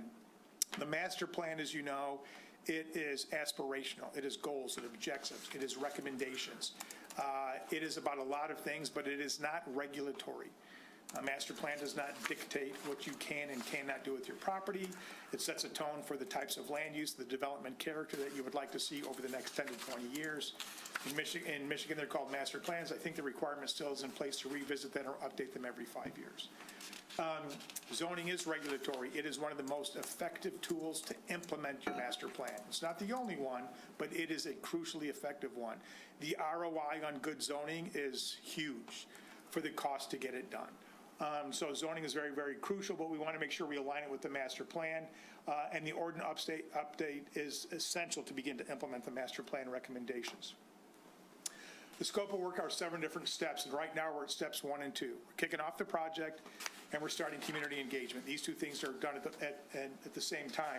Community engagement is then done throughout the entire process. So after these first two steps, engagement and initiation, we examine your existing zoning ordinance, do a best practices analysis across the United States for relevant issues or topics, and we prepare a preliminary recommendations report. We state clearly in that report, based off our assessment and our initial outreach, what we think we ought to be focusing on specifically when we update the code. So we can have consensus before we start working as opposed to backtracking by going down the wrong road. Then we break it down into different chunks: districts and use standards, development and site standards, subdivision standards and decision-making procedures, and then the draft is step 7, the whole thing.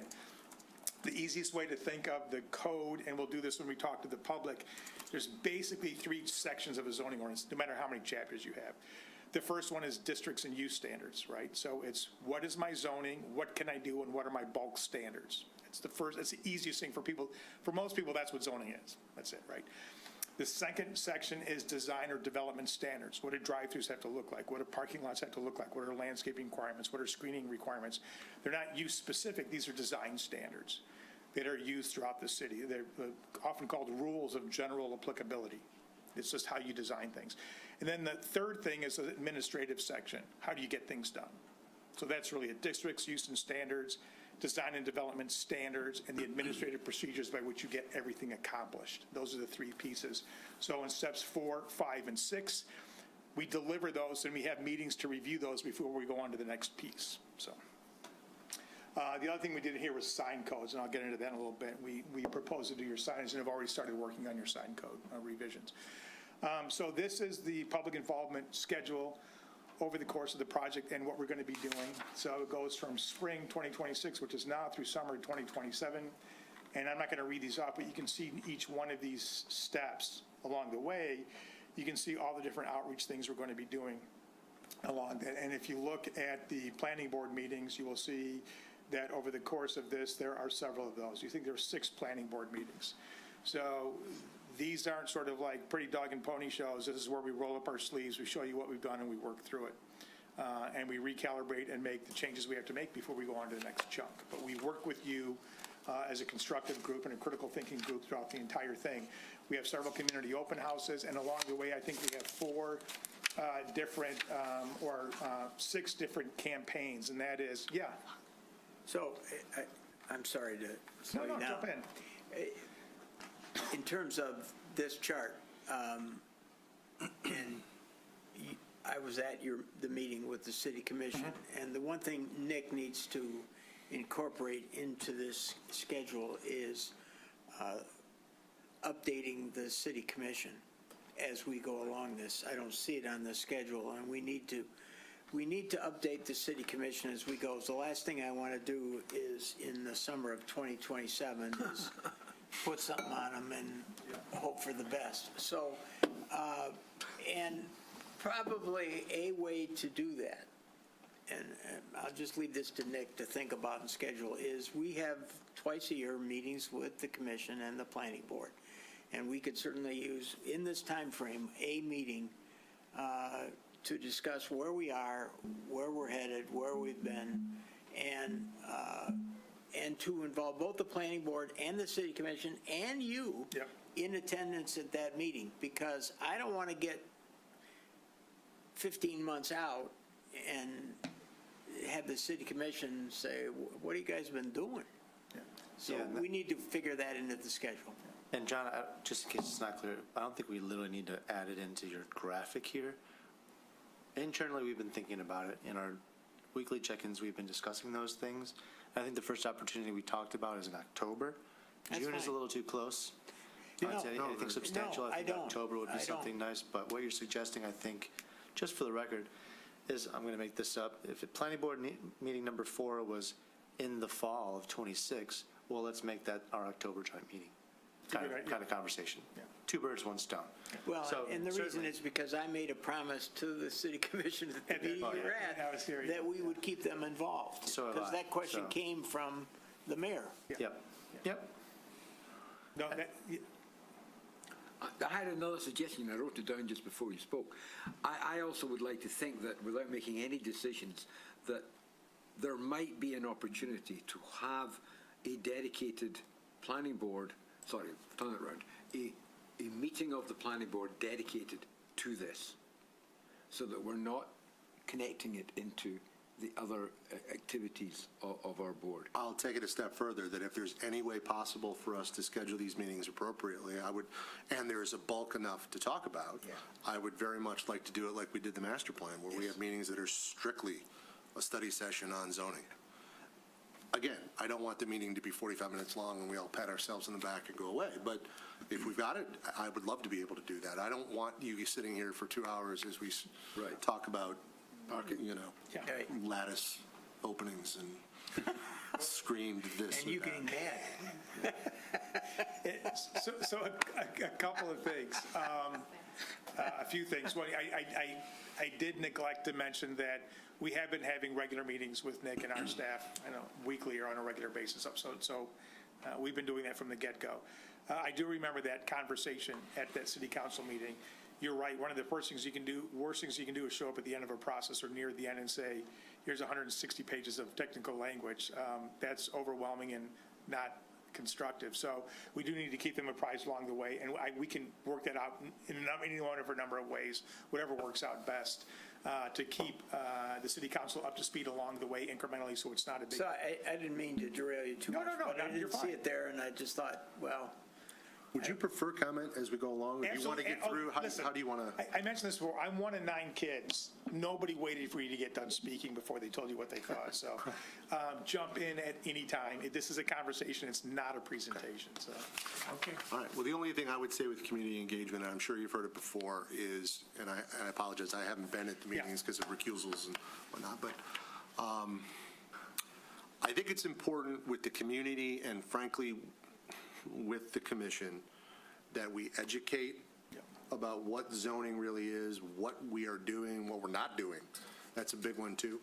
So I would hope that that engagement includes some education for what Absolutely. we're trying to do, because they don't, a lot of people just don't understand it, and rightfully so. That's not their thing. Yeah, it's few people's thing. You're right. So yeah, zoning 101, whenever we have outreach, we consider it a two-way dialogue. It has to be, and it will be throughout from the very beginning all the way through. Great. The other thing I was going to say, I'm all in favor of dedicated meetings if it works for you and schedule them in. And if we are meeting, they won't be token meetings. There will be stuff to work through. They will not be 40-minute, boy, we did a good job meetings. They will be 2 hours of working through stuff with you. So I'm all in favor of meetings dedicated just to that. So the way we framed issues and opportunities discussion, it's the way we did it with the departments, the different departments as well, is to frame them around the different components of your master plan, because it's sort of the thinking in terms of the way you framed vision, goals, and objectives for the community. And if zoning is going to be an effective implementation tool to help achieve some of these aspirations, then we wanted to frame that way of thinking. Again, we're not talking about zoning, we're talking about issues. So we framed it around some of the key components of your comprehensive plan, your master plan. So connect the city, embrace managed growth, retain neighborhood quality, support mixed-use districts, and advance sustainable practices are sort of how we began to frame these. And, we didn't know how the discussion would go with the departments, but went a full hour and a half plus. And it was just, it was very, very good discussion about all these. And some of these went ways we didn't think, and it was super helpful. So it'll be curious to see where you take it to this evening. So the first one is just connect the city. And so when we're thinking about from a zoning perspective, but what would make the city feel more connected, and it became clear this afternoon when you're talking to the different departments, it wasn't necessarily about the physicality or linear connectivity of streets or sidewalks. It's part of it. But it's also about, how can we get more activity in the east side and connection between the east side and the west side, not just by driving, but by, socializing or synergy between both halves of the city. Yeah. So He's a problem on the east side. yeah, he seemed like an east sider. But, but street elements, requirements, sidewalks, parkways, and we know that this is zoning. This isn't full subdivision code applications, but there's still that. You talk about seams. Well, there's a seam between public and private realm, and it's right on the edge of streets and private development. So you have seams running all over your city on every public right-of-way. So modern uses, cafes, food trucks, and other vendors. focused uses in the downtown, gathering spaces, and multiple modes of moving around, walking, biking, autonomous vehicles. So and these are just some of the issues that we were able to extract out of things that we've heard and things that we read in the master plan. So with regard to what you perceive to be from the master plan issues around connecting the city, right? You're a walkable city, right? What are some things that the zoning can do potentially now that it isn't doing well, that it could in the future to make it a more connected city? So before we get into other topics, this is the first one we want to talk about. Okay. Who wants to? You want to talk about it now? Yeah. Wow. This is your chance to sort of, and again, this isn't your only. An only shot, Rob. Yeah, this isn't your only shot, but, Actually, I'm going to keep my thunder for another heading. okay. All right, I'll throw a little, Yeah, throw a please. little out there. I think we do all these things pretty well already. Yeah, you do a lot of them very well, yeah. What we don't do well, but the master plan has started to help us realize we will someday do well, is getting through Woodward. Big Woodward, just, Tough. that's the biggest problem. Yep. I don't know how to do it, but there's some ideas out there, but we'd like to know what you have to think about that. Okay. I had a, one? before I looked at your chart, I said, well, I'm not as veteran as Robin is on these issues, but what are the issues that we've seen over my period of 20 years that are important geographically, not so much zoning code, but how do we incorporate those concerns? This is the first discussion tonight we've ever had on parking that didn't involve residential areas. Right? Interesting, yeah. First time I can ever remember. It's always transition areas and parking in transition areas. So when you say seams, man, the blaring red lights go off in this city. I'm just don't use that word. Okay. Use the word transition area. When we talk about parking, for example, tonight, it was an isolated discussion that I have never participated in where we weren't talking about the impact on a residential area, or conversely, residents coming to complain about the impact of parking in their area. And this is particularly true in certain areas, South Woodward being one, huge area. So you've got areas of the city that we outlined in the master plan that are concerned. Janelle talked about crossing Woodward. Well, one element of crossing Woodward is the area in the south end of the Triangle District, where we said we got to change Adams, and we got to change the Adams entrance into Woodward. And we have to figure out a way to get the traffic heading south on Adams over to Woodward sooner rather than later. That impacts the zoning change in some of those areas.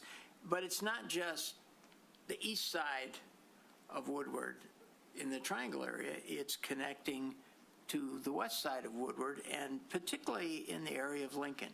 That's an area that jumps out at me. Okay. For 20 years, I've been commenting on the state of between Lincoln and 14 along Woodward. And I drove it yesterday, both sides, and the lack of uniformity in parking and general appearance is staggering. It's just staggering. And in some areas, we have neglected the neighborhoods, and we don't protect the neighborhoods from either the noise of Woodward or, frankly, the economic disruption of Woodward in some of those commercial areas. So the master plan dealt with some suggested things to do in the areas both east of the development along Woodward on the east side of Woodward and area west on the west side of Woodward. That's an area of concern. And finally, I think those are the major, what I would call, issues. But the transition areas is my way of saying, I don't like the word seam either, but transition area has been a steady nightmare for 20 years. And it's almost continuous. And the next project we get will involve that. And so and I have to say, we don't have a zoning code that makes it any easier for us to deal with it. Okay. Period. So those are my sort of overlay. That's good. You've seen the areas. Yep. And I agree totally with Janelle that Woodward is a huge impediment to connecting the city. I mean, and we have to figure out ways, or at least areas, where we can make it friendlier. Okay, all right, that's good. Sorry. No, that's good. Anybody else have anything they wanted to talk about, sort of the connected? I'll just add real briefly. I agree with Janelle, we do a lot of these well. I don't know that our streetscape requirements are always, particularly when it comes to tree cover. And I'm really, just as a resident, really worried about the tree canopy in this community and its preservation and enhancement. And that extends into the more urban areas like the downtown and the Triangle, where we just have building owners just letting trees die and we don't make them replace them, and we have just ugly corridors. So as a connectivity, I think we could be better there. And then just to Janelle's point, and a little further, the Triangle in general, connecting it to not just crossing Woodward, but, Haynes Square, that entire idea is a beautiful idea. I don't know if it'll ever happen, but it's a beautiful idea about how do we prep the Triangle District to not be an extension of downtown, but be its own thing that we had talked about. And you're going to talk about the embracing growth, and that's where we talked about it. And to some extent, the rail, which often just seems kind of forgotten and left by itself, which in a way is good, but in a way is just kind of an afterthought. So. All right, good. Can I ask you a question, John? Sure. I know we talked all day, but in this particular chapter of the plan, I think one of the big approaches for this is to blend what you could consider the top half of the Triangle District into downtown to make it kind of one piece so that it doesn't feel so separate. Mm-hmm. In your experience, I'm not saying that's the only thing, sure, but does simply consolidating zoning districts enough, or should we be thinking a little bit more creatively about when we do get into the weeds, so we can start thinking about it? Is it enough to make it all one district? And if so, what needs to happen next? Yeah, it's not as simple typically to make it all just one district. That often isn't the way to do it. And the anomaly here is it's often economics that drives that. Most communities have an appetite for downtown way bigger than they can actually sustain a downtown. Mm-hmm. Their districts are bigger than they can or should be. So the core few blocks works well. They have the same regulations for areas outside of that, but they don't have the markets to do those transition areas the same level of downtown. Your downtown is a lot more vibrant and economically thriving than our other downtowns. But that doesn't mean you can't have a thriving but distinct district on the edge of your downtown as a transition district from your downtown core to what might be adjacent to it would be single family or single family attached or something else. So in some places, it's about amending the district boundaries, maybe to extend the downtown with that same development pattern and or style, depending on what's adjacent. But it may very well be a downtown transition or edge district that is something very specific that serves as the hinterland between your downtown core and something else. And you got to sort of take a look at those case-by-case basis. I like that. Because I think that's important, because what all our maps have been showing is just Maple and Woodward. It's all just going to be Maple and Woodward now. And I guess what I'm hearing you saying is it may not be so simple. Correct. Yeah. And I think that could be one example of something that changes from plan to reality. Yeah. So I think it's worth thinking about. It's a good question, because it's once you figure out the approach is best to take, it's not complicated to take that approach, but to make the assessment and the determination as to which route to go, expanding your downtown district or to do something different. Okay. The next one is embracing managed growth. And like I said, you guys are growing, and not just by rapid population growth or geographic growth, but you have a lot of investment, a lot of reinvestment, a lot of redevelopment. You are a growing and thriving community. So when it comes to that, what design elements make neighborhoods feel more comfortable? Variety of housing types, variety of housing sizes, de-emphasizing garages, which I know is something that you guys have done going, a while ago, and it's paying off. Greater quantity of windows, amount of landscaping, location of fences and walls, spacing between buildings. These are all things the master plan touches on. But when it comes to managing the level of investment that you are seeing in your downtown, and particularly your neighborhoods, are there issues that are beginning to pop up that you're seeing? We know from driving around an example of 3 homes that were torn down to put up one really, really big home, and how that disrupts the rhythm of a neighborhood. And some people might love it, some people might not. But we've worked in some communities where we pay as much attention to regulating the space between buildings as the buildings, the rhythm of a neighborhood. And sometimes that negative space between buildings is as important as the facade of the building, the volumetrics, or the massing of the building and where that's built. So I know you've recently changed and limited how big a block can be, or 2 adjacent lots combined, so it can't be too many combined together, not that long ago. But are there any things that you're seeing as issues that are emerging as the community accommodates the level of investment and growth that it is seeing right now? Are things beginning to emerge that we may need to take a look at? Go ahead. Let me put it as a question, but before I put the question, we got an issue. And I'm beginning to wonder if a city-wide ordinance, which goes from Big Beaver to 14 Mile, goes from the golf course all the way to Troy, helps us deal with areas that are really different. The West Side has gone, in my opinion, as an attainable neighborhood. You need wealth, deep wealth. Parts of the East Side are going and going quickly. You said it yourself. You couldn't believe the amount of construction that's happening. There are some neighborhoods on the East Side that the price point at this stage and the turnover is possibly manageable to keep us attainable. My house you drove past today is 2,450 square feet. I've lived in it for 34 years. If I knocked it down tomorrow, I'd get $800,000 for it. It would be replaced by something that would go on the market at around $2.3 million. It's not attainable. No. I can't live there. None of us can live. Maybe Brian can live. I don't think it's sustainable. Not since 2015.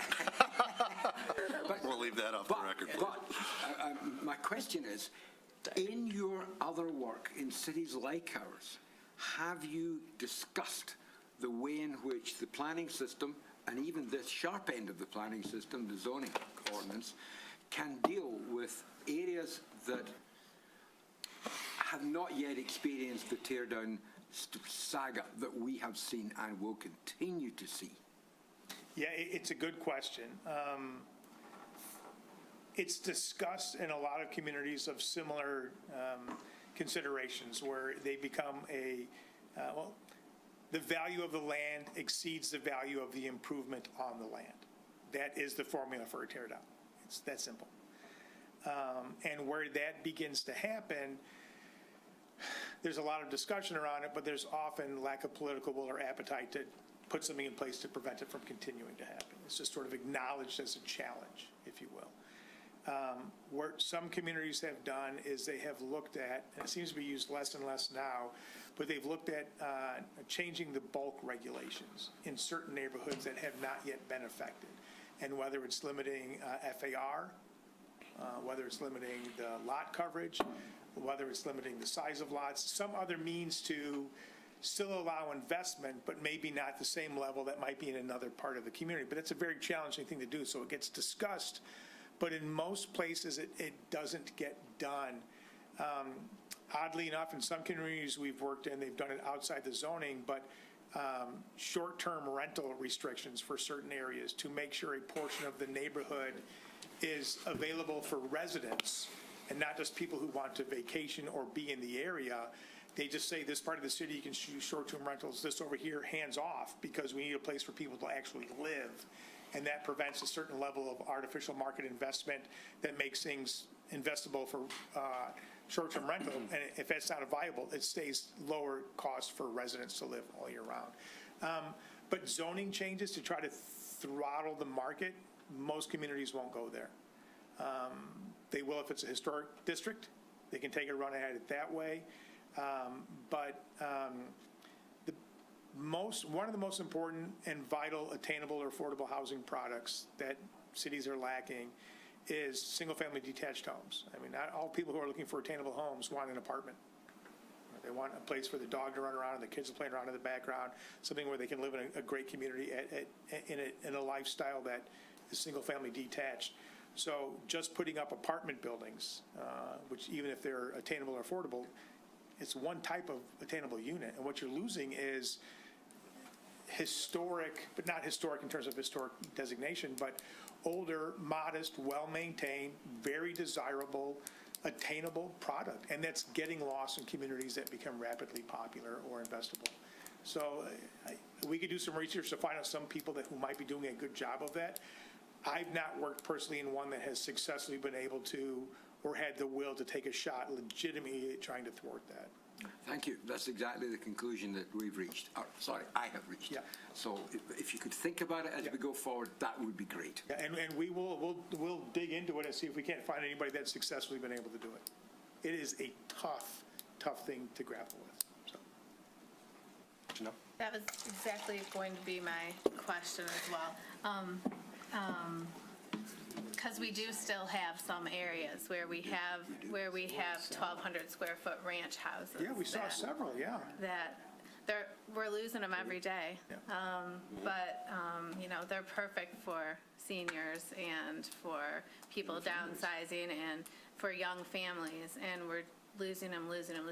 So we know all that, and everything we just talked about, we know. Is there a way to, are there any incentives rather than, I don't think we're going to get away with a 1948 historic district or something over there, but are there incentives? Are there ways that we can incentivize developers or to not do what they're doing? Maybe residents, I don't know, but I don't know what those are, but it's the only positive way I can think of. Yeah, and again, we can dig into it more. I've seen communities take a run at not the affordability question, but the value of older homes question. Like, what a great old home, and what people will often say is, yeah, but it doesn't have the contemporary footprint or the size I want with the master bedroom and bath and blah blah blah whatever. And so they tear it down and build a new one. They said, well, what if we gave, and the FAR in that community was, let's say, 3.5. And they said, well, what if we allowed an FAR of 4 if you did an addition on the rear of an older home as opposed to ripping down the older home? So you get, as you drive through the neighborhoods, you see these cool older homes, and the addition was tastefully done, but on the back of the structure. So you maintain some of the history of place, but you still had larger living spaces by providing a slightly even larger home on the back of an older frontage home. So I've seen communities do that. That's interesting. Yeah, It seems I've worked in a couple houses where I've converted those 3-bedroom ranches to, 1 bedroom and a walk-in closet Right. for an older couple downsizing, and they're in those neighborhoods. Right. And they work, but that sort of stuff, that's something that's pretty cool to think about. So That's that was a really possibility. interesting one, but again, didn't do anything with affordability. In fact, the 0.5 FAR increase over the 3.5 to 4 FAR was often what was needed because adapting or building an addition onto an older home is often more complicated and more costly than just tearing it down and building a new one. So that additional 0.5 FAR gave them the incentive to do a bigger home that would have higher value after the fact, because they knew it was going to be more complicated going into it. Yes, some of your neighborhoods on the west side, it's almost like a slider. You see the thing like a before and after slider on a screen where you have like today's homes and then what the homes were like 10 years. 80 years ago, and you could slide the neighborhood, like the little ranches with the brick and the whatever, and then you slide it, and then like every other house is huge. There's blocks literally like that, like where you're caught in between two eras. And then we went one block over, I can't remember what street it was on, so just, 11, 12 construction projects going on one block. And then you go one block over, and it was all ranches. Yeah. And I'm like, this block is next. Yeah. It just hasn't gotten here. Right. But you can see what the neighborhoods used to be like 50 years ago. I mean, and we understand that. I mean, it's a real dilemma because It is. the owner of the home, who's 78 years of age, wants to maximize his or her value of the property, and so do the kids. Absolutely. And I understand that. Yeah. But on the other hand, we're closing out the opportunity for so many individuals to live in our community. Yeah, it's tough to outregulate math and economics of a place. It's just tough. John, can I ask you another question? Yeah. So in historic preservation circles, there's sort of an emerging tactic traditionally used for historic preservation purposes, but a preservation overlay or a conservation overlay district. And the areas that I think they're talking about, like the southeast corner, these are very consistent districts. Ranches that are all in the same exact place, the same exact height. So these conservation or preservation overlay districts will do a survey of those homes. Let's say the average of all those homes is 25 feet. Well, that's the new height maximum, 25 feet. If they're all 30 feet back from the front, that's the new front setback. So we're writing district regulations based on that existing stock that's remaining to discourage new development because you can't go to 35 feet. Correct. You can't bring it 15 feet closer to the curb. It's not worth it anymore. Right. Do you have any experience in preservation or conservation overlay districts as a tactic? Yeah, and that gets done usually provided there is enough of a character or built form in place to begin to protect. Totally. That's the Major key, qualifier, right? for sure. Where the integrity hasn't been diluted over time to where you can't justify snapping a chalk line and saying, now we're going to protect this area. You got to sort of do it before the fact, yeah. Agreed. And I think there's probably a couple other neighborhoods that might have just a few outliers as opposed to full blocks worth. So some are gone. Some are gone. Yeah. But I'm just curious if you've ever used one. There's a so. block in my town, and I can't remember the builder's name, but it's a protected block on both sides because about 90% of the homes, they're arts and crafts style homes. They're not big. They're not super modest, but they're not big or fancy. But they were all done by the same architect or builder Right. duo. And so they've sort of like secured that. And you have to go through a lot of historic preservation hoops to finally get to demo one or do something with. They've been pretty successful at preserving that for a long time. Yeah. So. Okay. All right, and this is just examples of some of the different housing types that, communities seem to be falling over themselves to try to accommodate across the country. There's the missing middle stuff, the ADUs, the missing middles. Can I say one quick thing? Yeah. And just, we mostly want single family. Yes. Right, okay, so if we're going to try to pop some of these up in the middle of some neighborhoods, it's going to be really, Yeah, it's not going to happen, Okay, yeah. yeah, Yeah, and we talked about that today. In fact, Yeah. my observation was that you can delineate fairly distinctly the areas that are single-family residential, and they're never going to be diluted with anything other than single-family residential. And so my question is, if there's an appetite to explore any of this, where are the areas where you may be able to explore them? Because we know the areas where you're not. the seams, transitioning. That's exactly right. So that's exactly right. So, Let's create more problems for yeah. us. But yeah, and true. this is something that, I've told our team and we've talked about is, we're not here to foist some national agenda or academic planning vision, or we're not here to do that. And we're not here to try to inject into your established neighborhood something that's not wanted. That's not our mission. So if there's an appetite to explore these somewhere, the question is, one, is there an appetite to explore this somewhere? And two, if there is, where specifically do we have to dial in to even consider it, so we're not unnecessarily stressing people out where we don't want to put it? So we have no illusions or delusions about putting them into single-family neighborhoods. Yeah. So, but these are things that, again, as we try to diversify housing unit types or product type, age in place, all these things, do we have the ability to do this in Birmingham, and if so, where and to what extent? If the answer is no, the answer is no. But if the answer is yes, then we can get to work to try to figure out how to do it in a way that Birmingham thinks is cool. Do you know what's the most important aging in place provision here? What? The tax code. Yeah.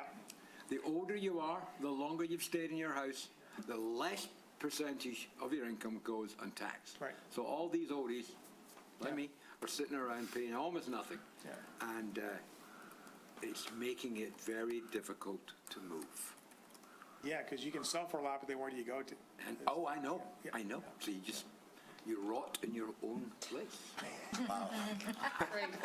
There's a nice image. Oh, yeah. Nice image. We all have something to look forward to. Well, the point is, aging in place has got this real great connotation, Sounds great. which came out of the gerontological literature.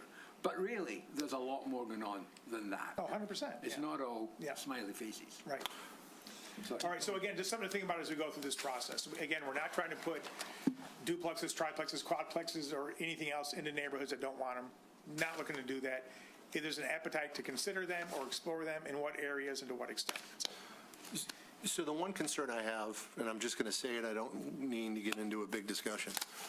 We went through a lot of these discussions in the master plan. Yep. And I have a big fear of these engagement meetings turning into trying to overturn the master plan.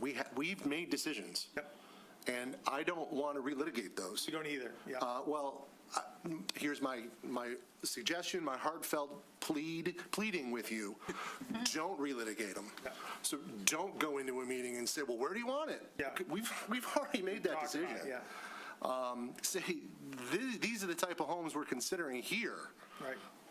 How do you feel about those? That's great, but please just take, you know how to do this. I'm not implying you No, don't. Just, well, no. I don't want to read. No. That was the worst 87 years of my life.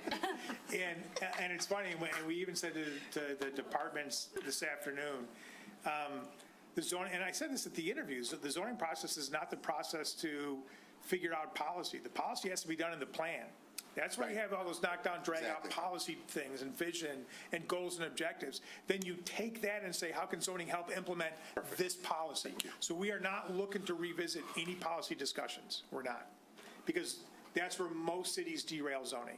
And why a zoning ordinance that should take a year and a half takes 7 years, because they're figuring out policy as they write regulations, and that's brutal. So point well taken. We'll make sure we're careful about how we engage in words, so we're not relitigating policy. We do not want to do that. You're spot on. Thank you. All right, retain neighborhood quality, again, this is, right, this is, there isn't one thing that defines Birmingham, obviously, but your neighborhoods are a big part of that DNA, clearly, right? So retain neighborhood quality, and what does that mean? What does it look like to have some of these services maybe closer to home in those commercial areas that are adjacent to or smaller areas near residential?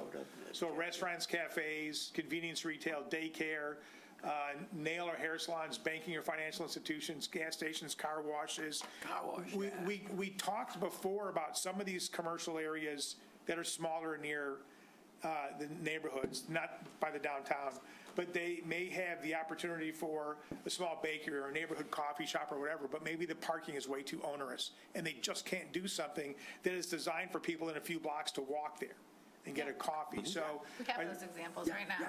yeah. Come to us, they ask to put things in, and we go, we'd like to, but. Right. And so that was a great way you phrased that. We'd like to, but what if we could remove the but? Yeah. And say, oh, we'd love to, and then get at it. So what's the but? I go, what's the thing that's preventing us from accommodating that? I guess we should look at that, so. Yeah. Yes. Is there anything that comes to mind? I mean, I just mentioned parking anecdotally, but anything that comes to mind that prevents some entrepreneurial investment or energy in some of these areas? It's always parking. It's always parking. Here you go. Parking and traffic. Okay. So, Yeah. All right. But we've got some good examples. We have. do. We really do. We beat ourselves, we're always hitting ourselves, but we've actually got some really good examples. Yeah. And we just need to get that into the code and get that promoted through the code. I think that would be valuable. All right, so that's what we need to do then, because it's, a lot of things that make a neighborhood great aren't just the homes, right? It's the other things that are within walking distance to where you live, right? Two points. 4 of those pictures are pictures that I would be horrified to see come before this board. The upper right, the lower left, the lower right, I don't know which one. Yeah, I mean, no offense against Yeah. 7-Eleven or a Yeah, no, I hear you. standing free car Yeah. wash or a drive-through or Yeah. a bank with a big parking lot or another gas station. Yeah. That's not at all. You want like a what I bakery, see. a small coffee and tea Well, whatever shop it or may be. something, And the second point that ties to that is the big emphasis of the master plan was the neighborhoods. Yes. The residential neighborhoods and protecting them and Yeah. enhancing them. And I just warn you as you go in, this slide is all about the mixed-use neighborhoods and Woodward and the things we don't want.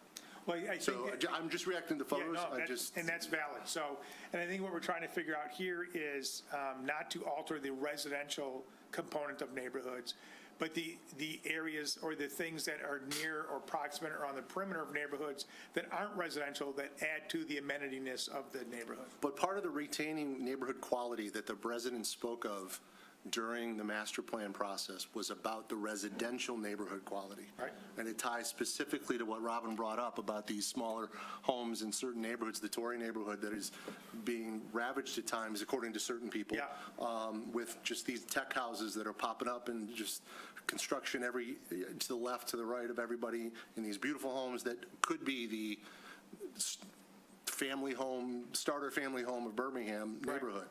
So, I don't know, I'm just throwing out to you that Yeah. residential neighborhoods is not about just the fringes, it's about how do we Correct. define each neighborhood, and to Robin's point, maybe that means there's different zoning for different neighborhoods. That was a huge point of contention with the residents. They wanted to acknowledge that a 40-foot lot was different than a 100-foot lot, that Corton Lake was different than Torrey, and they wanted someone to help fix each area. So I don't think we can say we're walking away and we're just not going to touch anything in there. I think we have to acknowledge that there are different types of residential neighborhoods, and what does that mean? I don't know what it means. I think for sure, there's different ways to regulate that, yeah. Well, I mean, I'll just ask you this, and I don't know that I wouldn't ask the public, I'm asking you, like, there's issues of, so residential development, there are 2 different ways to regulate it, really. There's bulk regulations, height setback, lot area coverage, FAR. And then there's design regulations, which are the design attributes of that volume once that's defined. You have the bulk regulations in place, but not really design regulations for single family. Not saying what I like or don't like, because I don't want to tip my hand. Is this a community that would entertain, like, or isn't interested in the design? You already have the bulk regs, and we can look at those, but the design side of single family. Oh, what do you think? I'm just curious where your heads are at. I don't know. Do you think they would? I think we'd like, We've had a lot of discussion, Yeah. and I think it falls into a variety of different pots. Some say that the diversity that comes because you don't have regulations is what they quite like. And others say, no, we want to make sure that our design regs are designed in such a way that we do see a sort of a style, of a Birmingham style. But then you're asked, well, what is a Birmingham style? And that's when the rubber hits the proverbial. so I'm somewhere in between. I know. Were you done? Yeah. My thought is like, no, don't tell us what color to paint our houses, but do give us some, maybe propose the idea of some quality of materials or something like that, like we do in our commercial development, right? Maybe that can help us understand. I do think our bulk height, that needs a lot of looking at, in my opinion. Okay. Have it, it's not very good. And here's part of the problem, and I can get specific for a second. I know we're running long tonight. Yeah, I but, know. Let's see, let's go with our is it, or R3? Wait a minute, I'm just gonna, let me pull some notes out. R3. We've got minimum lot coverage in R3 of 4,500 square feet. So there's a set of rules that go along with that, right? Height and setbacks and everything else. And then within our R3, we have a bunch of properties that are under the 4,500 square foot, right? So then there's a whole nother set of rules that you have to abide by where they go and they're changing the rules for the above 45, and you can be within feet. It doesn't matter. So there, and then beyond that, there's an arbitrary number set if you get up to it, that they've set somewhere above 4,500 that has no rhyme or reason to it. Let's say it might be 6,000 in the R3. If you're in R3 and you're 6,000 square feet, then there's another set of rules. And these can all be houses right next to each other on the same street. So if that's the way it's going to be, okay, that's fine. But we really need to clean this stuff up because this is going on in every single one of our residential districts. R1, R2, R3, they all have this many different things happening. It makes it confusing for us when we're looking to try to understand how we can or can't develop. Way more confusing for people. As a builder. Way more confusing for people who don't look at this stuff every day, right? And Seems unnecessarily it's complicated. so unnecessarily complicated. I mean, that's an easy example, and our building department deals with that every day, but there's so many more things like that that are so much more confusing for the people that we're relying on to help us to look at what we want to build or what we think we might be interested or how we might want to modify a house or whatever. And I know there are times where they go, I got to get back to you. I have no idea. And that's what they do all day. So it's messed up. Yeah. It's a mess. It needs a lot of tidying. Zoning shouldn't be that hard to figure out. It That shouldn't. sounds horrible. Not here, not like that, not on the same street, not three houses next to each Same other. zoning district, different Same different district. regulations for different size houses. Yes, should if the be- lot is it should be within relative- 100, just Yeah, there feet should be difference of another. If there's a sliding scale of proportionality to regulations, it ought to be to the lot. And that's very easy to do, so you can have different housing styles of any type of architecture on a street that has lot sizes of every different size. And when you get all done, the scale of everything that gets built is seamless with different architecture styles and different size houses, some being 3 times bigger than other houses. And you look down the street and it looks like it's all compatible. To answer your question before, I think that's a bigger problem Yeah, than the design. the design. Yeah. And I mean, I wouldn't be opposed to hearing some ideas about some quality of material in residential, and nor would I think the people who live in the neighborhoods who are interested in keeping their quality of their neighborhood, because in some neighborhoods, people are experiencing new housing that is not of the kind of quality perhaps that the old house they tore down was or could have been if they had been left.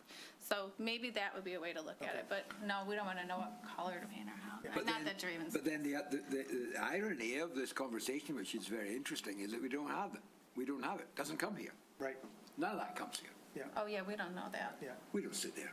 We don't sit and discuss, No, it doesn't come to this board. doesn't come to this No, board. but it gets So- built. but it should. yeah. So Yeah. in theory, we're responsible for the zoning code, but we don't deal with it. I have a bunch of these like Well, this. no, they'll give us those. I'll save them. Okay. But the We'll get a the shot. bulk standards are essential. We'll look at all of those. It should not be that complicated. It should not be.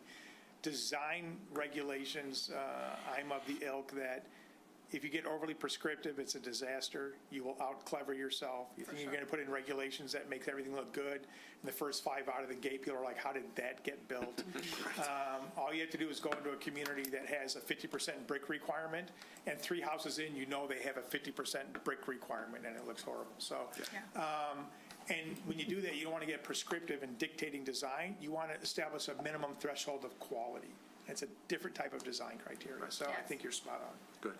Good.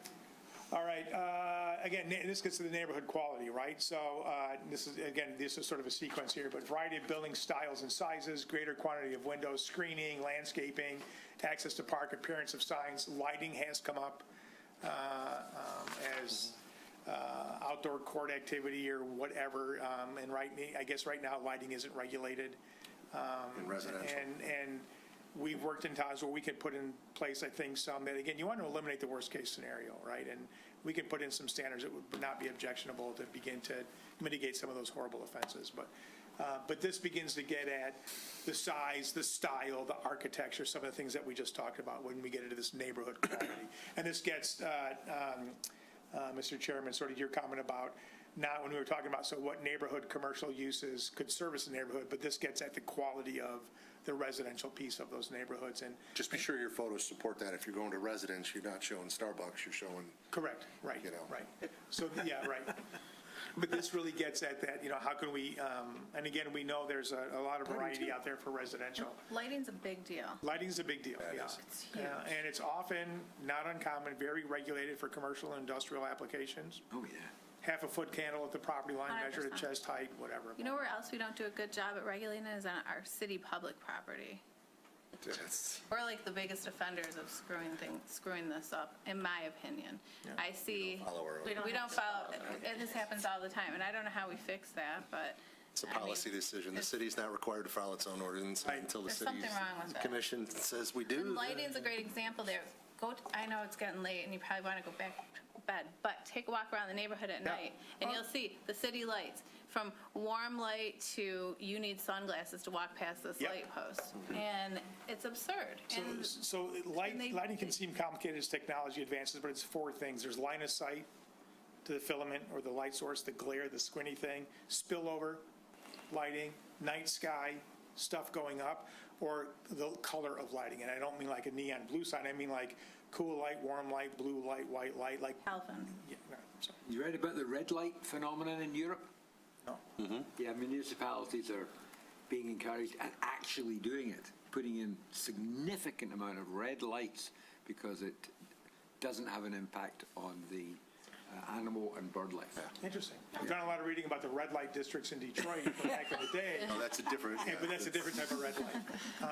And why they now have separation requirements for adult uses. But anyway. Hey, John, on that note, when you talk about lighting, do you use, in your experience, like the IENS stuff, or have you moved on to some of the newer stuff, like the bug rating systems, backlight, uplight, glare, like that kind of thing? Yeah, I know it's pretty new, but It's I the think we're looking newer for stuff. new. Lighting, everybody talks about, building and standards have changed, or building techniques or quality material, construction has changed. Lighting technology is evolving crazy fast in the last few years, so we use the latest terminology we can get a hold of.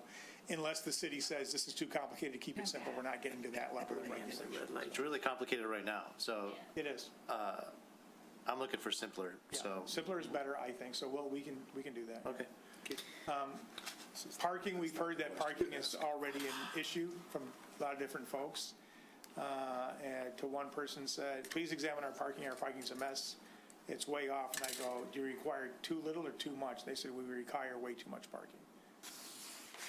But you drive around town and parking is in big demand. So we will take a look at all your parking requirements. One thing that we talked about, I don't remember how it was reflected in the master plan, but in the downtown area, to utilize the city structures with respect to additional residential, so that we would eliminate some of the on-site parking requirements for residential areas in the downtown area. And I don't know, I can't remember now whether we incorporated that or not. We didn't. I think we left it as a further study because it's a policy decision. Yeah, it is. By the way, the building you've got there, we could spend a good hour telling Yeah. you all about Yeah. that building and how it was built and who was in it, and then what happened and how we got the uses in there and how they're being used. It's a story. How much of the Yeah, land hour-long they're going to give apology. to the city On to the make city, a park? on the land, we're going to get land from that for a park. Oh my God, you could write a book on that one So building. my only comment or suggestion would be this, from my perspective, what I would hope to get out of this is really nothing more than your look at our zoning ordinance requirements for parking based on use, best practice review. Yes. Are we too high, too low? What- It's probably yes in both cases, depending on what we're doing. Are our uses old school thinking, and do we need to update them to be a little bit more fine-tuned? I would simply suggest that asking people this question is going to turn into 4 hours of your life because Endless discussion. it's open-ended. Yeah, yeah, I mean, right. to me, all I really want out of you is our parking ordinance Yeah, and that's what we're going to, yeah. needs some tweaking. Yeah, right. I don't need to know where it's going to go. Yeah, and these are just questions for you and Okay. staff earlier, so. Okay, perfect. Appetite here, and I think it was explored earlier by the city, but is there appetite to maybe re-explore maximums in certain areas or for uses, not just minimums? Definitely. I don't Okay, care, all sure. right. I think there's some real potential based on some of the stuff I saw to take a look at maybe some of that stuff. So we can do that as well. But the parking discussion tonight around that development was interesting. And based on something I saw, I also want to take a look at your parking dimensional requirements. They're bad. Well, I saw They're something, easily fixed, but I need they're to bad. talk with somebody about the site plan that I was looking at and to see if I was seeing something wrong or I need to talk to somebody about some of the dimensions. Just a real quick question. What's the minimum aisle width for 90-degree parking, two-way driving aisle width? According to who? Yeah. Zoning. We don't have anything in our zoning for aisle width, I don't think. Really? No. And we just rely on the traffic. The fire department also. Yeah, I mean, there's The fire code for department's fire the main thing. ways, but But the city you doesn't don't have a regulate. minimum parking module or minimum, No. so you just have a stall dimensional requirement, not the aisle? Right? Yeah, it could be 1 foot wide and 118 feet. We'll be fixing that. Thank you, I think so. Because I saw something on that, I saw something on the site plan that I think we need to maybe bring up. The fire department does usually shut those down though, before they go.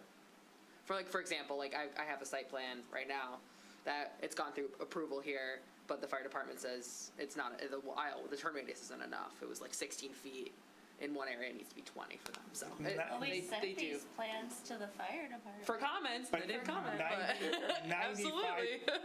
95% plus of commercial parking lots in the U.S., 18-foot parking depth stall, 24-foot two-way driving aisle, 18-foot parking stall, that's a 60-foot module.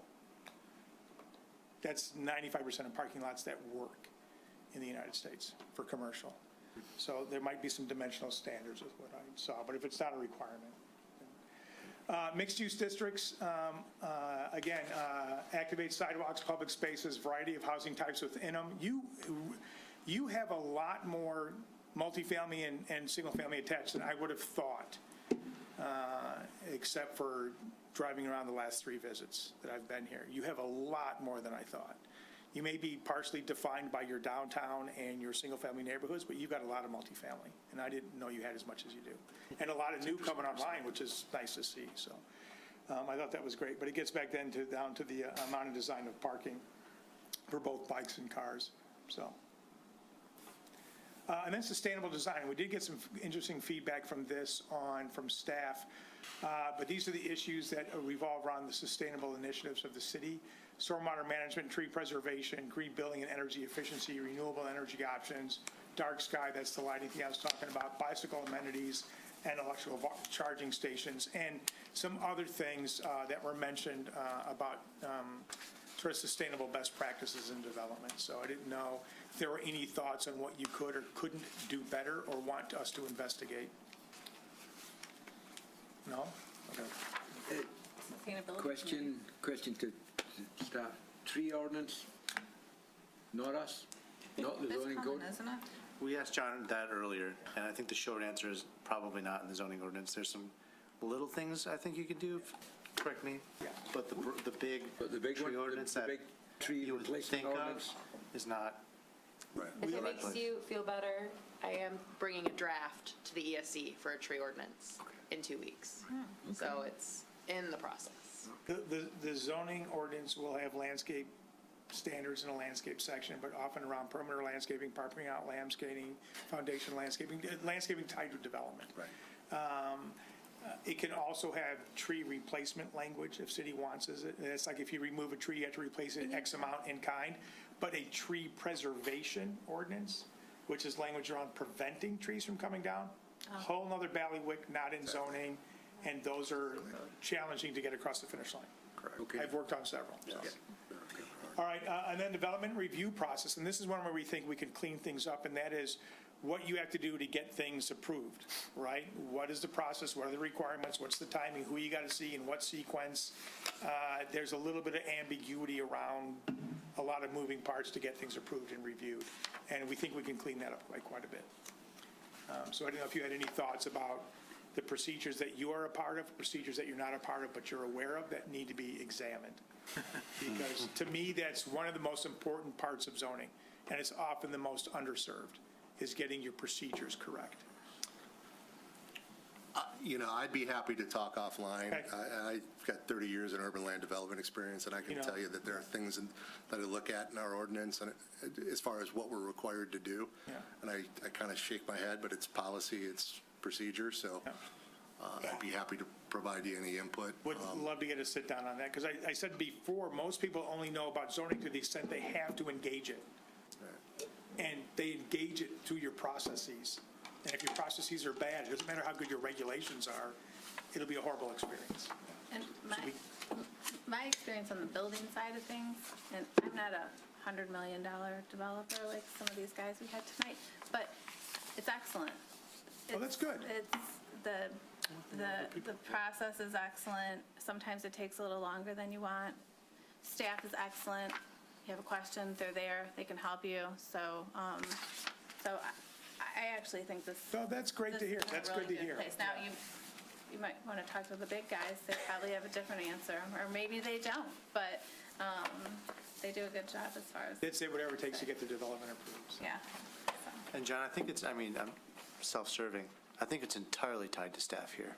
Yeah. I think we have a really good staff in both the building and the planning department, every department. Absolutely. That make these 100%. complicated things that I think can be improved simple. Yeah. And people know to call us to do that, as opposed to cracking open the zoning ordinance and trying to make sense of it. Yeah. So for those that do, I think there are some improvements, but thank you for saying so. I tend to agree. Yeah. I agree. And some of those comments did come from staff because they're the ones who have to administer this thing, so they know that the intricate nuts and bolts to maybe make it better from their perspective. But Probably would, because Yeah. they'd get a heck of a lot less phone calls. correct. Because, I mean, Yeah. there are 2 times this week alone that I tried to find something in our zoning ordinance that I needed for 2 different things I'm working on, and I ended up just going to Google AI to But get my answers, to and- tell me where to look in my own zoning ordinance. Like, it's crazy. Yeah, and think about the users of the zoning ordinance. Everybody talks about, oh, easier for developers, easier for homeowners. But there's the elected and appointed officials that have to use it. But maybe the most important player in that ecosystem is staff, because they have to administer and service all the other users of the code. So if staff has insight as to how to make it better, we should listen to staff, so. Could I just say there's the third rail today in Birmingham is what we're doing with unimproved streets. Okay. So it's going to come up, you're going to be faced with it, and in certain public meetings, you'll just get a barrage, which will be aimed at him, and her, and the people sitting here on a Monday night. Well, we talked about it quite a bit this afternoon, It's and totally when we were rampant. driving around. Yeah, Totally it's- rampant. Yeah, it's, Out of control. it's clear, and we, again, it was obvious to us when we were driving around, so. Before we sort of talk about this next step, any additional concerns on anything you want to bring up that didn't fall into any other category that we've talked about to kick this off? And again, you guys literally have a seat at the table throughout this whole thing, so we'll be hearing from you guys throughout, so. And I would say, and I know I don't need to tell you this, if anything pops into your head at any time, let Nick know and he'll bug us. So that's the pipeline, so. The public engagement and next steps. So again, we're in 1 and 2 right now. Step number 3, that's an existing ordinance analysis and preliminary recommendations. That will be a diagnostic of your existing code, our observations, some insights from best practice analysis that we think might be applicable, and then our preliminary framework on what we think we ought to be recommending before we start writing anything. And this report will likely be done in the next couple of months, so we'll be back to present it and discuss it with you guys. So that's sort of the next thing. And then you can see the other things that we'll begin to deliver after that, but the next engagement would be in a couple of months when we come back. There's a zoning ordinance kickoff open house tomorrow from 6 to 7:30 at the library. We'll be able to give people sort of like the zoning 101, let them know what the process is, answer questions. Again, we're not making any recommendations yet. We're just sort of gauging their initial take at the beginning of the project. So that's it. I know it was a lot. It was a long meeting for you guys. We're thrilled to be here. We think it's going to be a blast. It's different to work in a community. You work in communities often for two reasons. One, the issues they're facing are due to their lack of success, and they need to change things to be more successful. Then you work in communities that the issues they are facing are because of their success. You fall in that camp, and there aren't many that fall in that camp. Those are more challenging often to address in the community that is failing, and they're looking to change things to address the issues because they're failing, than one that is doing so well. They're just trying to calibrate and dial in on some things because they're exposing cracks because they're doing so much well. It sounds weird, but you fall clearly into that camp, and only a handful of other communities that we've worked in fall into that camp. So it's a unique subset of communities to be in, and you're definitely in that. So we're super stoked to be on this project, thrilled we were selected. Goes without saying, you have an amazing town. I mean, come on, it's remarkable. And today was a picture-perfect postcard day, too. You dialed in a good one for us to start with, so we appreciate it. So that's it. I know it's late, but we're thrilled to be on board and look forward to working with you on the project. Fantastic. That was excellent. Really good. Fantastic, robust discussion. Appreciate you being here, and looking forward to it. Thank you very much. Thanks, everything. Thanks, John. All right, excellent. Moving forward, any other items? We've got any questions on the project updates? Any questions on the administrative approval? Someone painted their building white. Agenda for May 13th, pardon me, Mr. Dupuy. We've added another small little project. Small item. And then Tara is here for outdoor dining changes.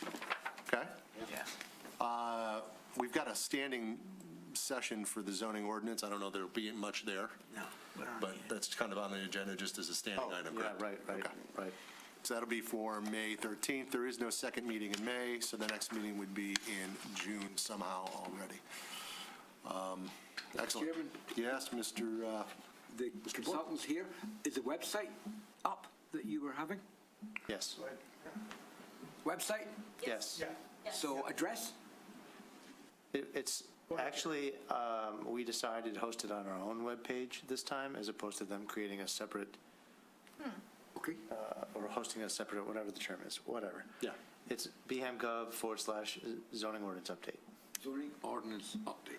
Yeah, that's a good idea. Keep It's it on on the city's homepage. or the city's Yeah, website. that's where it should be. So we've We got, go there and play with it already and sort of, send in some stuff? Okay. so there's not like a comment portal, but yes, everything that we're doing is going to land on that page. So the survey's on there, the open house stuff is on there, social media and stuff is on there. We intended to work like when McKenna had our separate 2040 plan page, same way, just within our own site. Excellent. Documents will live there. Scott, before you let us go, I wanted to do two things. You got administrative approval or? Yeah, I got a line in the hallway of pre-apps waiting for me. Fantastic. Pre-app I told him to wait. Pre-app Nick. That joint meeting is June 15th. It's going to come up quick because we have a May and not a second meeting in May, so June the 15th. June is going to kind of like,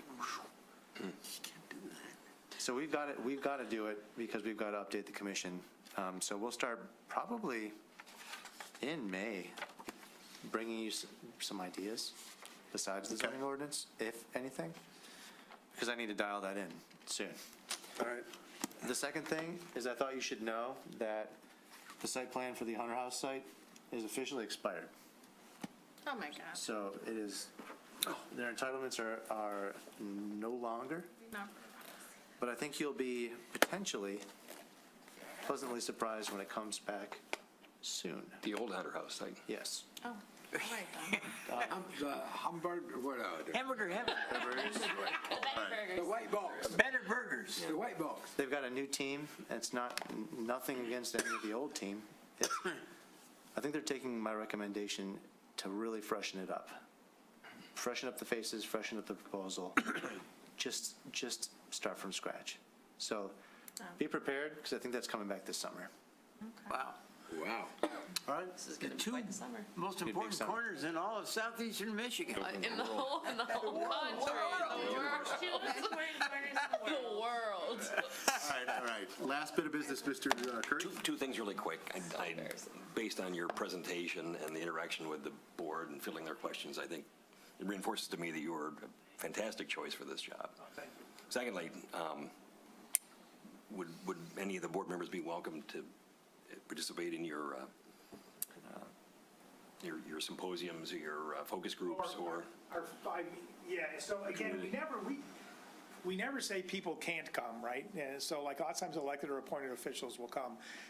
So if your heart's burning desire is to attend, by all means. We often recommend that elected and appointed officials not, so we get more candid discussion. And that may or may not pan out.